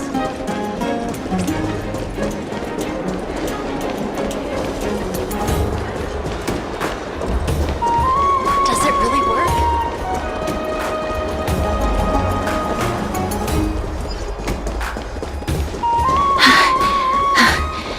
Here we are. Over here! Over here! No, not that way! This way! Come on. If I really wanted to hide, you'd never find me. So relax, you two. No need to get your hackles up. I'm not that scary, am I? Meow.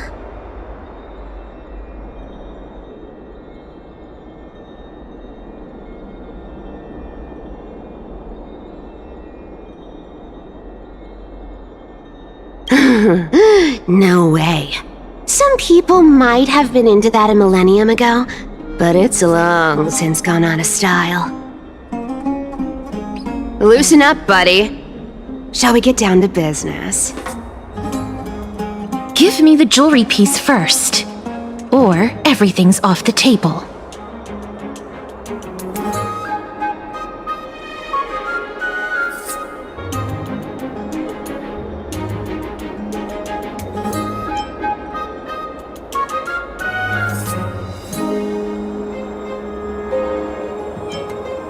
come now. Don't be so upset. Relax. Relax. Look, isn't the view here just great? You can see what everyone is doing and where they're going, and they won't even know you're here. Now that we've broken the ice, let's get to the point. Everything I've said so far has been a joke. I'm inviting you two here for 3 things. 1. The seamstress found me and wants me to take you to Styxia to look for the Death Titan. 2. The Council of Elders also found me and wants me to make sure the core flame of Thanatos ends up in their hands.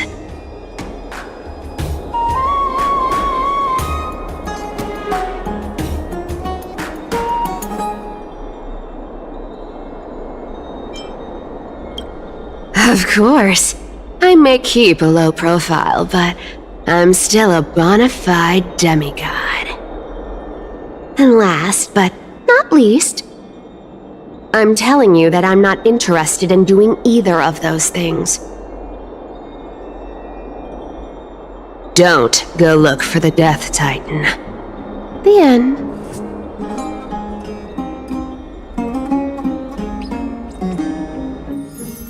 Wow, this is some high-quality stuff.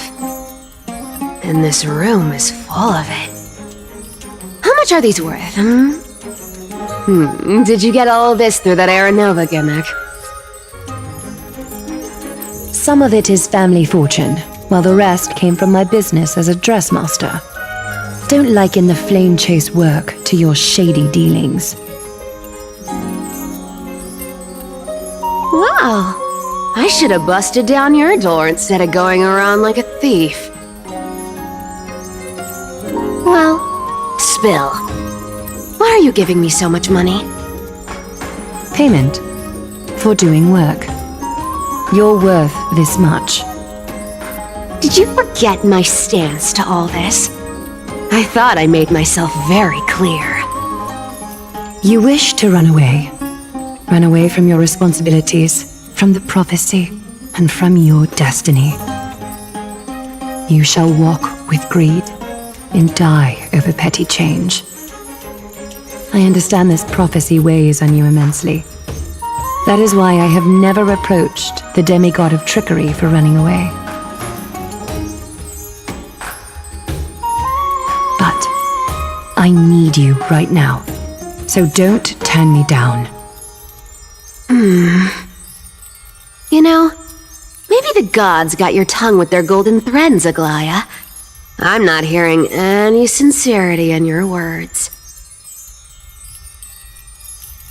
Give me a reason why you're bowing your noble head to me. We lost Trian. Oh. The divine power of passages is running out. I need another demigod to escort Castorus and help her fulfill her lifelong wish. Oh, I get it now. You're sending Castorus to her death. And you want me to die with her. This is Castorus's own request. I have never seen her so determined. She brought this up herself? You're not pulling my leg. She's also made up her mind to leave her confused past behind. As will you, Cypher, when you finally make up your mind. Don't be so sure. Time is hard on the likes of you and I. But Castorus remains pure as driven snow. She can always turn back before the end, you know? Maybe she'll remember Trian's sacrifice. Maybe she'll remember the countless martyred Chrysos heirs. Maybe she'll remember you, with your one foot in the grave. I ain't as optimistic as you about what she'll want to do. Tell you what, why don't I take this room of treasures as a security deposit, and we make a bet? Go on. I bet she'll change her mind and turn back. Now, if I lose, I'll do what you want me to do. Return this deposit to you, plus giving you another room full of treasures. How does that sound? You sound like you have all the confidence in the world. In that case, let's make a pact with those conditions. I hope you're prepared to lose it all. In conclusion, I want to win. So I hope you two can give up on going to Styxia. I'll give all the treasures in that room to you. And you can split it between yourselves however you want. What do you think? Tempting, right? I decline. If we don't find the Death Titan... I can't go into the details. Princess, homebuddy, you keep talking about needing... But... did you ever... What are you trying to say? I'm saying, contrary to your beliefs, Aglaia didn't take you in just so you can die for her Aranova. The flame chase journey walks hand in hand with sacrifices. Isn't that why you're always running away from Lady Aglaia?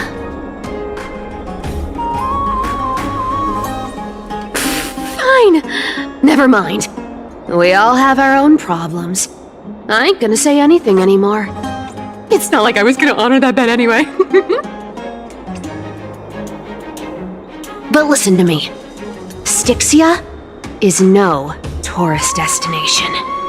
Sure, the treasures buried in there are 10, no, 50 times richer than Aglaia's vault. Yet, I've never been there. And I never plan to. Because even a demigod can't be sure they can walk out of that place alive. And now I'm supposed to escort you to Styxia. Sure. Pay up.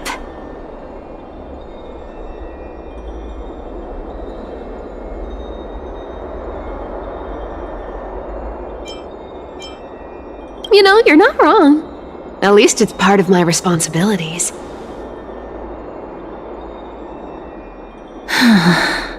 I don't like this. However, I have lived a longer life than most people. Though I'm not as good at doing business as Lady Aglaia, I still have some savings. I can give them all to you. Then how are you going to live the rest of your life? Then I'll give you 90. No, 80%.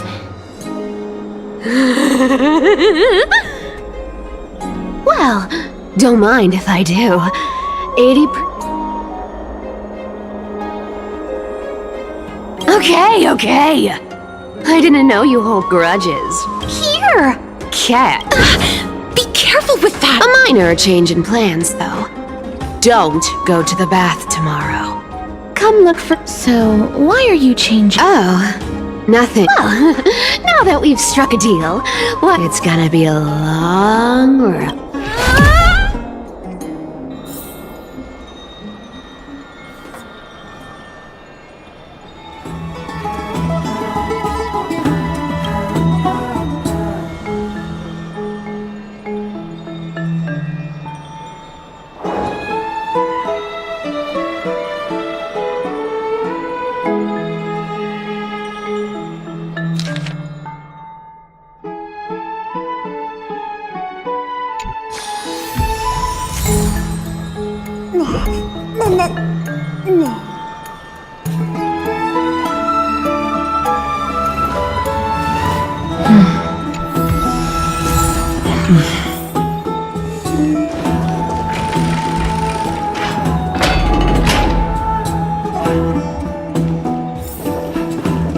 I'd love to go in and take a look. Have you heard? Seems like all the rooms are full. I don't know how long